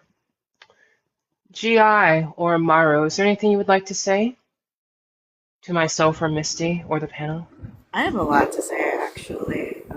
Sorry for all the fans in the background, but let me see if Before I you can. do, Maru, do you mind, because we have new people, introducing your age, race, ancestry, if you wish, Absolutely. relation to trans experience, and pronouns? Yes. Hi, everyone. I'm Maru, 30. How am I? I'm 32. Fuck. Yeah, I'll be 33 next month. I am black. I'm Afro-Indigenous. My ethnicity is Latino. My indigeneity comes from Mexico. I use he, him, and they, them pronouns. I am AFAB, but I identify as two-spirit, non-binary. I hope that answers everything. Perfect. So, yes, Ankh has a lot of... I call Ren, Ankh. I've known Renew for like God, like 2-3 years now. Time is not real.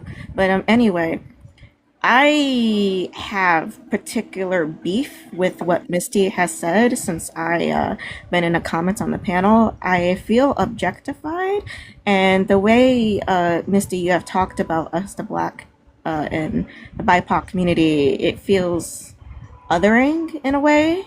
Like you don't see us as people. And I was really irked by the comment that white people need more education in order to be not racist. There are people with PhDs and shit that are still extremely racist. People know better. They know. They just choose. They're just fucking racist. They choose to be racist. All white people are racist. They live in a system that benefits them all around the world. You know, with me being indigenous, I'm still trying to find my people because Mexico was colonized by the Spaniards who have lost their identity and their own native tongue. Espanol isn't our native tongue. And even though this is kind of funny, but it's really not, it actually pissed me off. I didn't know that in high school, when they taught me Spanish, they were teaching us Española, Spanish. And so when I went to brush up on my Spanish several years later on Lingodeer, they had South American Spanish, Mexican Spanish, with their dialect and everything. And I'm like, are you fucking kidding me? Hello? It's everywhere. It's literally everywhere. There are extremely well-educated people out there that are still racist. Medical racism is still a thing. We have people who operate on us, and I refuse to use TikTok-friendly language anymore. I'm just tired of the censoring, but they kill us. We're literally murdered in cold blood, and nobody cares.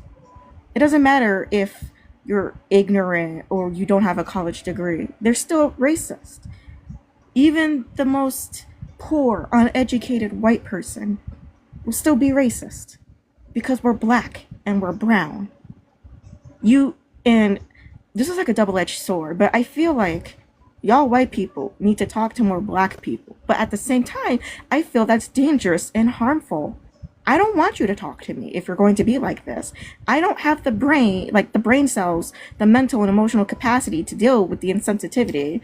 And another thing too, it's like I'm autistic, right? I'm also autistic. But being autistic doesn't mean that I can just say things carelessly all the time. And I don't want you to use that as a crutch, Misty. It's not fair. It's not fair to any of us. Especially fucking people like me who have had to mask their entire fucking life. I don't have the same luxuries as you do. I don't have the same luxuries as any of you. I still have to live as a black woman outside. I still have to pretend that I'm cisgendered.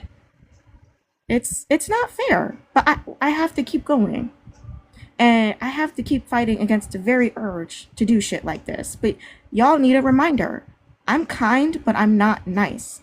I will say what I mean and mean what I say. And I'm telling you guys that now. Point blank. Full bluntness. You need to hear it. Stop walking on fucking eggshells around us. Just say it. It's okay. It's okay to be wrong too. Everyone is literally wrong all the time. Just say it, bro. Oh my God. Like, it really pisses me off.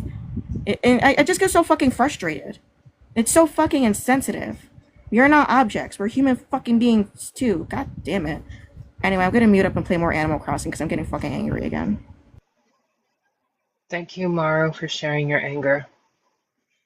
And even in your anger, you're still doing what you can to do labor that you're not expected to do. And you shouldn't have to.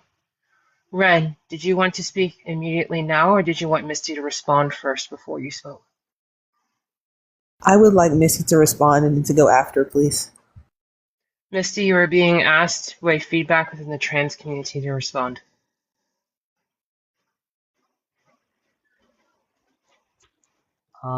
Yes, so I'm hearing that, and I do apologize, and I want to do better, and I'm going to work on that. I'm going to try not to walk on Hold on a second. eggshell. Don't be sorry. Don't be sorry. Just be better. Do not be sorry. Apologies don't mean anything unless you prove it with actions. I do not want to hear any apologies from the panel. And I'm getting really tired of these self-centered statements. Just don't even, I don't even want a response. I just need to see action. Because I'm getting kind of tired of hearing you talk. No offense. I don't know you personally. I am not judging you based on your character because I don't know anything about you besides what I've heard for the past 15, 20 minutes. And it's the same thing with like every single other white person. Just don't even say anything. I have, and this is probably goes against my judgment, but I have confidence, even if it might be just a little bit, in all of you to do better. Because honestly, it's better when you guys just shut the fuck up and just do your homework. Just shut up, do your work, because I don't want people to force themselves to say something that they don't mean. I don't want people to force themselves to be someone they're not. I want to see raw honesty. I want to see real, authentic human behavior instead of trying to be perfect. There is no such thing as a perfect ally. Allyship is useless anyway because what I want is accomplices. I want people on the front lines getting fucking dirty and fucked up as shit. Don't even apologize. No one, don't.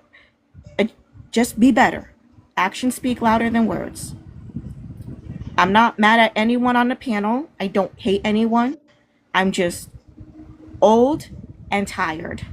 I apologize for derailing, but yeah. You are not derailing. You are the center of the conversation. So, based on your feedback, it sounds like you do not want Misty to respond to what you said. May I then proceed to Ren? Ren, is that okay? Yes, please. Also, I'm not used to being centered in conversations. It's very awkward, but thank you. Thank you Yes. to my loved ones. They know who they are here in the comments and on the panel. Thank you for all your support. Like, sincerely, I don't really talk about this a lot. Yeah. But one more thing before Ren starts. I am trying to teach Misty, as Misty is adjacent to me in physical space in order to do political work and the stuff I'm trying to do. I am still very open to just asking Misty to leave the panel if that's what you like, if you don't want to hear Misty at all speaking anymore for today's session. Misty, come back next time. My homework for you is to just get a notebook and a pen and quietly hang out in black spaces, but don't make yourself known. Just listen to what we talk about and our lived and shared experiences. But I don't feel comfortable with you interacting with us on a text voice basis as of right now because you are not safe. None of you are safe. Okay, so here's what's going to happen. Ren is going to speak to you, Misty, and give the feedback that they need to. You will give verbal acknowledgement that you have received it, as in you did not have any auditory disturbances to hear the feedback. And then you will leave the conversation entirely. You will take notes and you will be sending it to me in Signal about what happened today. Am I understood, Misty? Yes, Sarah. Okay. Ren, would you like to share your feedback to Misty, please? Or whatever comments you may have in general. Yes. Part of the feedback I have is a comment that Sam made, and that I didn't want to address with the rest of the white people up here. But prior to doing that, I do just want to say that the comments, Misty, that you made about the education and the spreading of information, I'm bringing that up again because it's really actually highly offensive to me personally. for people to hold this kind of mentality when faced with the lived reality of what's happening right now in 2026. It's been happening all year. What's been happening last year, the year before. Like I am really struggling to sit with and hear white people talk about this amazing future and how things are getting better when Black lives are being lost. Not just lost, mind you, but being willfully extinguished and stamped out, being hung from trees an hour to 2 hours away from where I live, from where I lay my head at night. And then for people to be like, oh, yeah, it's just, we're having so many more advancements. Look at all these things that are happening when the protections that we do have are being rolled back. When the same crime is being punished way more severely when it's happening from our people, when all these things are still true and have never gone away, have never gone away. It's really fucking offensive to hear people talk like that in the face of how many of my people I have to watch and hear about hanging from trees, getting lost from their jobs, having their homes taken from them. Like it's really offensive. I just had to say that.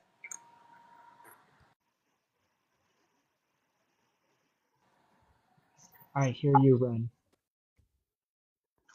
Thank you. Wait, Misty, is it? you Oh, sorry. oh, Go ahead. My apologies. were you wanting to speak to her before she leaves or no? If possible. It's alright Go if ahead. you can't, but okay. Misty, I really think that you have to understand that when it comes to. Okay, I'm not going to sugarcoat it. I'm going to be real. Misty, you're white, right? Correct. Okay. Yes. So, what we need to understand is that even being white doesn't give you the privilege to be ignorant. Like you have a lot of things that work within your lane. And that when it comes to racism, that especially that my fellow black people go through, and I'm not going to say just black people, I'm going to say BIPOC, black and indigenous, black and brown people, to be very forgive me for how I speak. But what I'm saying nonetheless is we need to understand, really, I shouldn't say we need to understand. I should really think you in this point, Misty. You need to understand that we lose our lives not just daily. We lose it on an hourly basis. We lose it on a minutely basis. We lose it very fast. And the thing about that is that for me, I just wish you kept it real. Now, when I say kept it real, I don't know how to really explain myself. But what I'm saying nonetheless is that I wish that you personally came authentically as you and not try to perfectionize yourself, because that means you have a lot of decolonizing to do. I mean, deconstructing to do. My apologies. Especially with that, white supremacist thought of being perfect. I don't know if that makes sense for everyone. So what I'm getting at nonetheless is that I'm going to be honest, I'm not going to take I'm not going to take too much time, but me, myself, as a black person, I don't go asking people for answers personally. That's just me, myself, but I'm sure there's a reason why this space exists. I can't speak for anyone here, but what I am saying is that educating yourself, especially, and acting like you want to know more instead of just saying yes, Zara, or things like that. And just like, I'm just curious, was there anything you actually learned from this conversation we had? Because of boundaries established, Oh yeah. Misty can respond to that perhaps by individual message or another way of communicating outside of this space, My or you apologies. can keep that question in mind for her attendance next week. Understood. My apologies. Okay. Did you have anything else to say to Misty? Negative. You're fine. Okay. Misty,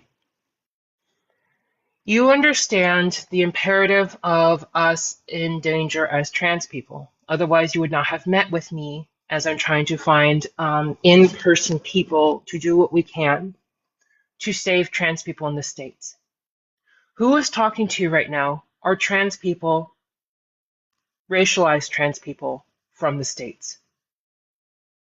These are the people who need our help drastically, with the significant privilege of us being up here in Canada.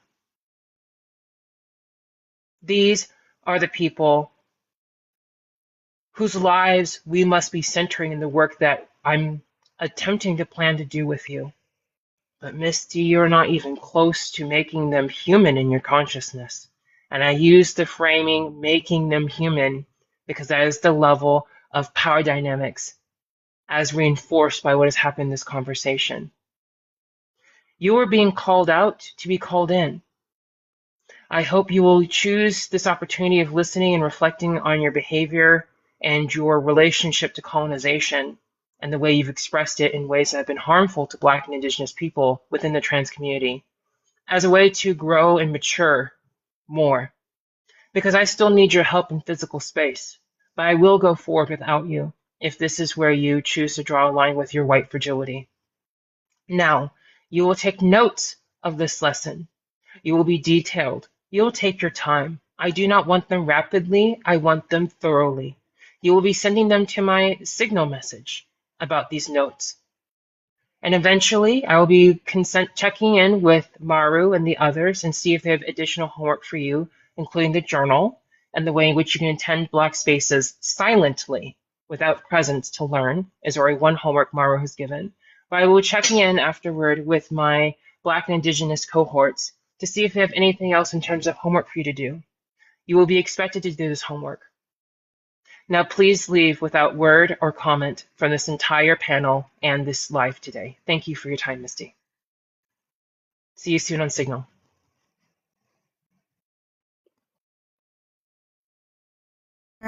Thank you so much. I'm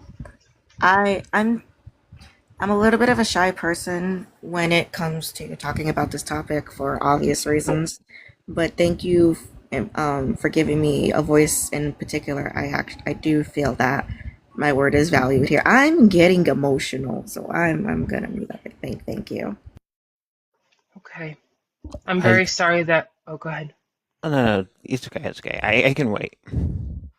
I was just gonna say I'm sorry that the situation was so awful for you that even when you're shy, that is how much came out of you because of how degrading it was. What does it mean when a situation for someone who's more inclined to avoid or be shy about these topics is moved to such a level of passion to communicate? That means there's a lot of built up suffering and degradation in that conversation. I was about to say, I really do appreciate this live 10,000%, especially you, Zara. I myself, I just wanted to just do a different. I do want to just apologize, just in case if I stepped anyone's lane, especially with interrupting. Sweetheart, this whole stream is your lane, and Maru's lane, and Ren's lane, Ren's lane, and my lane, and anyone else I may have, and Brock's lane, and Katie's lane. It's the whole thing is your lane, sweetheart. You can drive all over. There's no lines for you. There may be other lines for other people, but there's no lines for you. I think there should still be lines for me, and the reason why I see that is because though I do see myself non-binary, I'm male presenting, so I should still at least give you all, you know. If you want to have that self-moderation, that is your decision, and I think it is important to keep in mind how we relate to the world of power dynamics. But in terms of queer, gender divergent, like race relations, that's including all of us. Fair. I hope I made sense when I said that. My apologies. You have That nothing to Canadian apologize part about. is my Yeah. Canadian part. I don't I like forgot it. you were in Canada. I'm sorry. You're fine. My ex-boyfriend is Canadian. He's a white trans man Canadian. I used to be like, sorry. He gets so mad at me.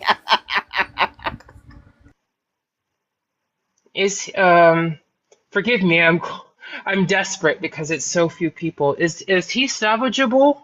Because I could really use the help up here, or not salvageable. I will say that after him, I would never date a white man again, but Okay, not.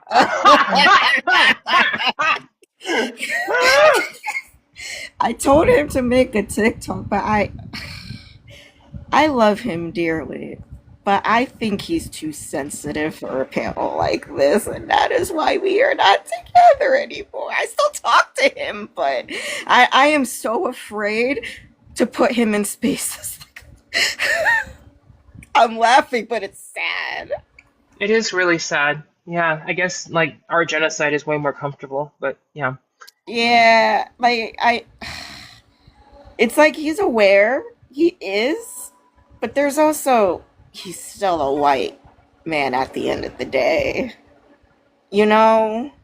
Yes. And there are just some things that I can't be fucked with. I can't be fucked to do some things. I can't do it anymore. I can't, like, the whole educating and explaining things to white people. I literally cannot do that shit anymore. I'm spent.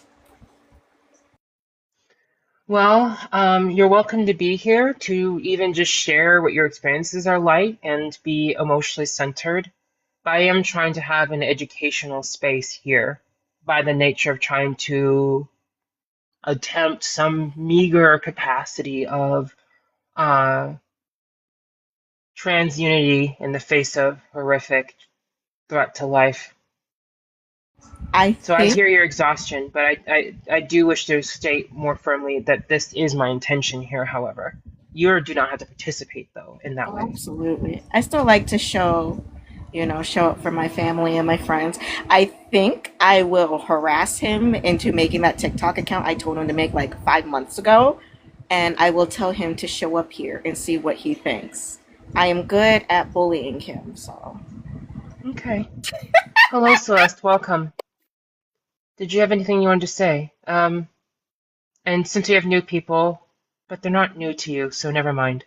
Hi. Did you have anything to say? Celeste is having a little bit of a difficult time right now speaking. Okay. Celeste, I'm talking to you in chat right now on Discord. Or if you can type in the chat if you want me to speak. I don't want to speak over top of you or for you. I want your voice to be heard. But I go ahead. Okay. Celeste is in a horrid position where they are not accepted from their family. They're not safe. They are being told to leave their space that they're in, and being rejected by their family. Celeste is a very, very dear friend of mine, and if anybody can help her out financially, that would be great. Celeste, please contact me. No, you're okay. I stay with my sister, but I can't stay with her forever, and I go back and forth between my mom and my sister. So I can't always stay with my sister.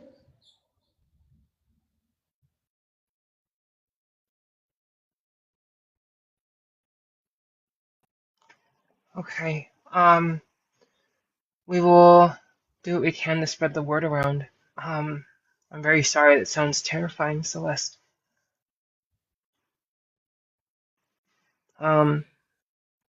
Not here because that would dox you. I don't know. Maybe we can find through networking people in your area to help you. We'd have to figure out a specific way of navigating that with both some ability to navigate larger community, but also privacy. Holy's encouraging you to contact her.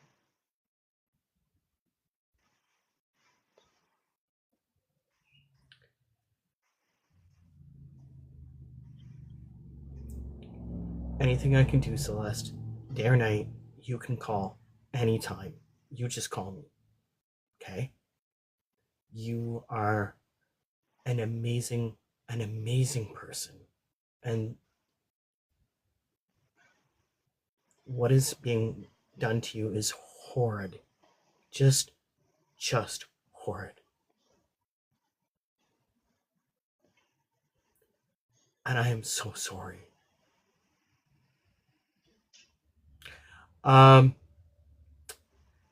Celeste, if you can send me your PayPal links, I have somebody who can send you something. If you have it. Please, anything I can do, please. If you're just feeling sad in the middle of the night, I don't work. This is my job. I don't work. You know, I'm disabled. You call me, okay? Please.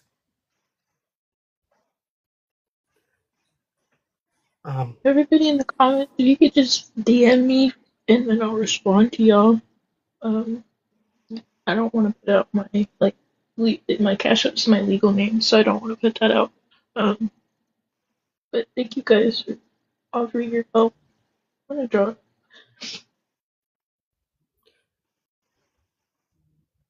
We love you, Celeste.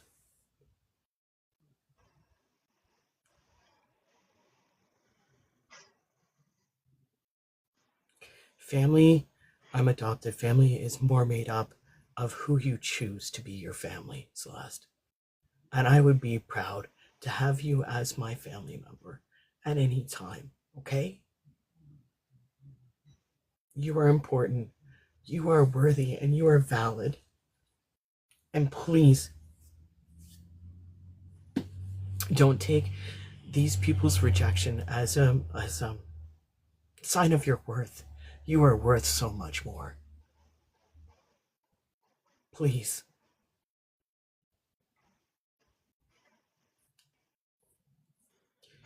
Go ahead.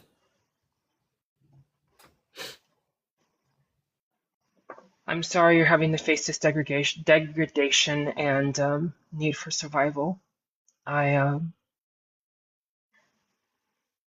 wish it was far more rare in our community. We will check in on you. Please keep us posted. I'm sorry, I'm short at loss at words.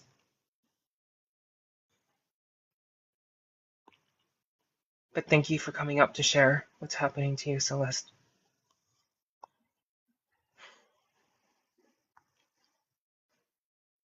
But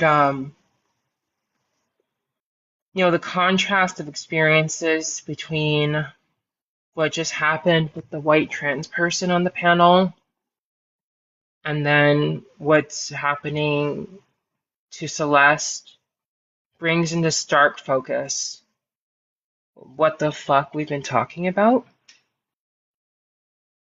If you cannot see in the lived moment right before you, like fucking television, how one person who's comfortably housed with structural support that enables her transition and to be and exist, and a whole other person who doesn't have any of that and is being reduced to any basic level of security being taken away from them in life. It doesn't get more obvious than that. That is a clear, obvious contrast between the life and experience of trans people who are racialized white and trans people who are racialized black.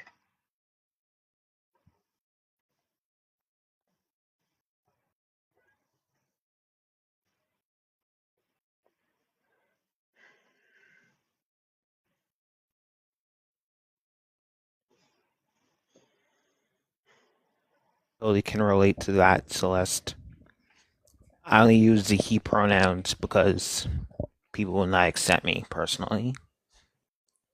But it's more than that though for me. So I totally know what you mean.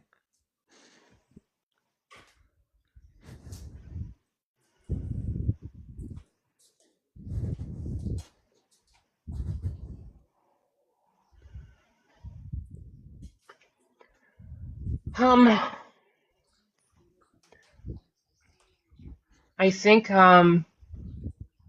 we should do what we can to focus on Celeste. And I just don't have the capacity to continue class right now. So I'm going to be reconfirming what homework is and then wrapping up so people can focus on Celeste. So, Holy, I'm trying to remember now. My mind's quite scattered. No, Kay, you, yes, Ren, in just a moment, please. Or no, go ahead. Why try to remember? Go ahead, Ren.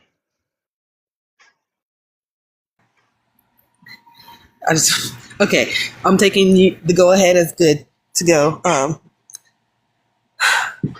wanted to comment on what you said, Sam, about the when Zara was asking you about the mass unaliving, the mass suicide, not suicide. Oh my God, the mass murdering of Black people versus the one singular incident, right?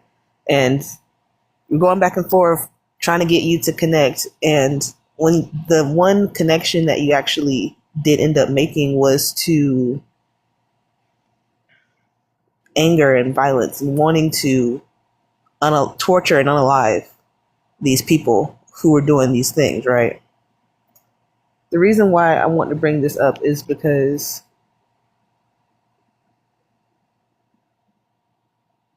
when you put that framing in place, particularly when you take yourself out of it, it's giving othering. It's giving you don't understand, and you're not connecting to and sitting with the reality that all of you white people are complicit.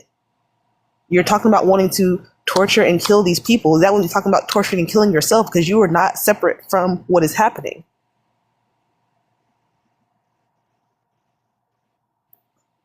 And what does it say about where you are and how you are feeling about this process when that is the only thing you can connect to? Because is that really going to help out the people who have died? Is that like what are you focusing on? What are you censoring when you say that? Who are you connecting to? Are you connecting to us, to the Black trans people? Really? Like, you have to honestly think about these things. And the people who are working with you, your white cohorts, y'all need to be listening and thinking about these things too, because if the only solution you ever have, the only connection you can ever make is to wanting to do more harm, you're defeating the purpose of deconstruction, if you ask me.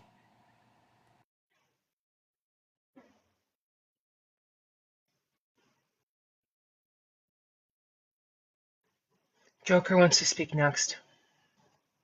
Go ahead, Joker. Yeah, we just remembered one thing that we want to say also is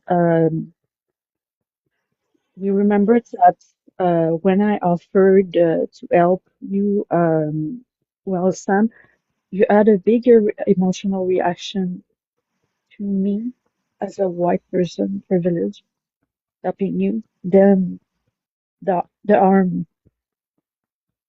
caused to Black trans women. I need to point that out.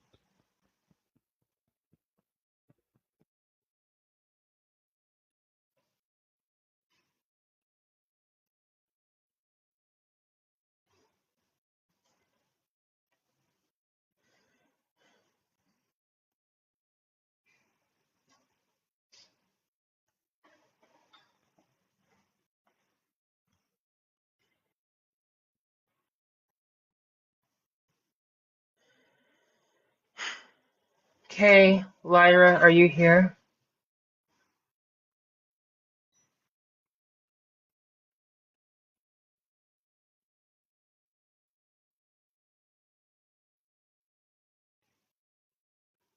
Okay. I'm just gonna go over the homework because I have hit my threshold. So Kay, you have two homeworks that you are leading and assisting with. One is to, at your capacity, continue to help Sam through the assignment that was given last week. And do remember that there was a section of it where both you have to answer together. I hope you remember that still or have it noted. The second thing is, or was it Holy? No, Holy. It was Holy. Holy, you were asked to take screenshots of Lyra's response to my question about Misty's conduct towards me and the conversation we're having, and the contrast to that with Kay's answer. And you're going to have a thorough conversation as to why the answers were so different, and why Kay's answers had more depth and getting closer to the emotional reality of the conversation. Joker, you will be doing guiding or pushing Sam through the homework that Lyra and Kay has done, the one that you have designed, which means Sam will have homework simultaneously at Kay's pace and Joker's homework at the same time. And finally, Holy.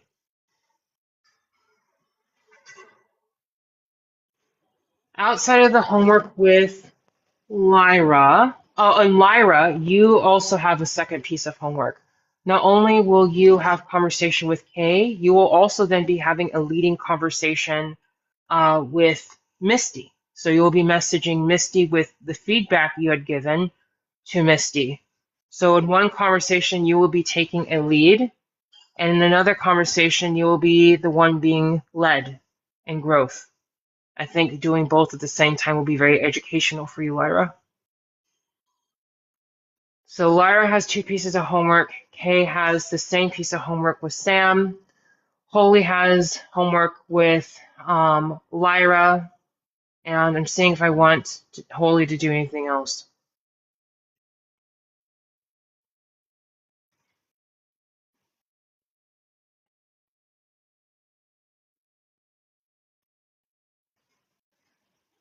Holy, when you do have that conversation with Lyra in its conclusion, I want you to write notes about what the experience was like and what you noticed in yourself doing this mentoring white to white trans experience, and you will be giving me that in Signal. Does everyone that I've assigned homework to understand their homework? I do have one question, my love. I'm so sorry.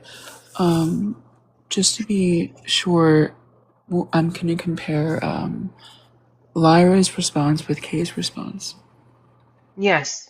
Okay. And notice how Lyra's response is far more shallow in interpretation and wisdom than Kay's. Okay. And discuss why that was and what Okay. would need to happen to get to that level of awareness that Kay now has. Yes. And would you, so me and Lyra should review this? Yes, and then once you're done with that conversation, you're going to reflect on what it was, experiencing that mentorship to a fellow white trans person, and then you're going to share those notes with me,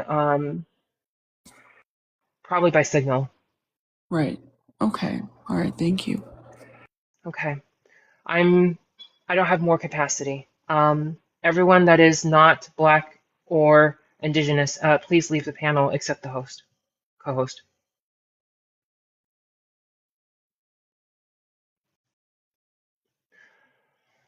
Hi, dears. Is there anything else I can do for emotional centering or laboring before I conclude tonight's session? Honestly, for me, I think I'm doing all right. I'm hanging in there. I guess for me, I really do appreciate you checking on me, and you know, I really do appreciate this live, especially. I I'm just trying to. I guess for me, what I'm trying to say is, you ever kind of get fed up with white people BS sometimes? That's how it kind of feels for me. So, I mean, I dealt with one this morning. Not this morning. Early afternoon, where they were trying to make, you know, they're trying to defend racist comedy. Oh, grotesque. So yeah. Long story short, I really do appreciate it. I won't take any more of your time. My apologies, but yeah. You have nothing to apologize about. I asked the question genuinely. Ren, did you have anything you'd like emotionally centered or acknowledged, or anything I can say to affirm? Anything?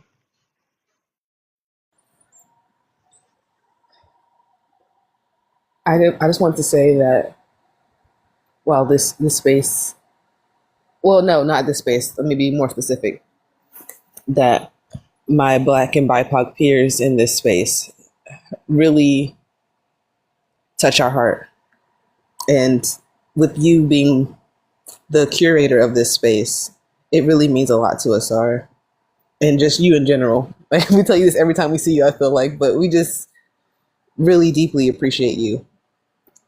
And watching people come together for Celeste like that was touching to the point of triggering for us. Because that kind of thing doesn't happen like ever, it feels like, for our people. So seeing it in action was touching, even if I don't always feel that same effect of it. So yeah, that's all I wanted to say. Thank you for giving me the space to do so. Yeah. The final thing I'll say is, Ren, you've been exceptionally important here because, as you can probably tell, I hit states of exhaustion and intense numbing after a while because the caucasity is thick and relentless, and there have been critical times the last few sessions. You have missed things that I did not make comment on, and those are inadequacies or failures in that curating. And I appreciate that your vigilance in the places I'm not observant through the wear and tear help make a more well-rounded learning space. So thank you, Ren, for seeing emotionally and with wisdom I fail to in the moment. I appreciate the acknowledgement. Yeah, I don't sit well with the failure language coming from you, my love. I really seriously don't. Your your life, the work you're doing up here, is very, very far from failure. So I will push back on that with love. Thank you. And with that, everyone, I am leaving because I've got a whole fucking paper to write on this goddamn laptop speech. So I'm gonna go now. Thank you. Bye. Bye. Check on Celeste, everyone. Thank you. Bye. Yes, please. Thank you. For sure. I want to thank everybody for coming. Just trying to shut it down now. Thank you for coming and holding space and being so raw and giving me the privilege of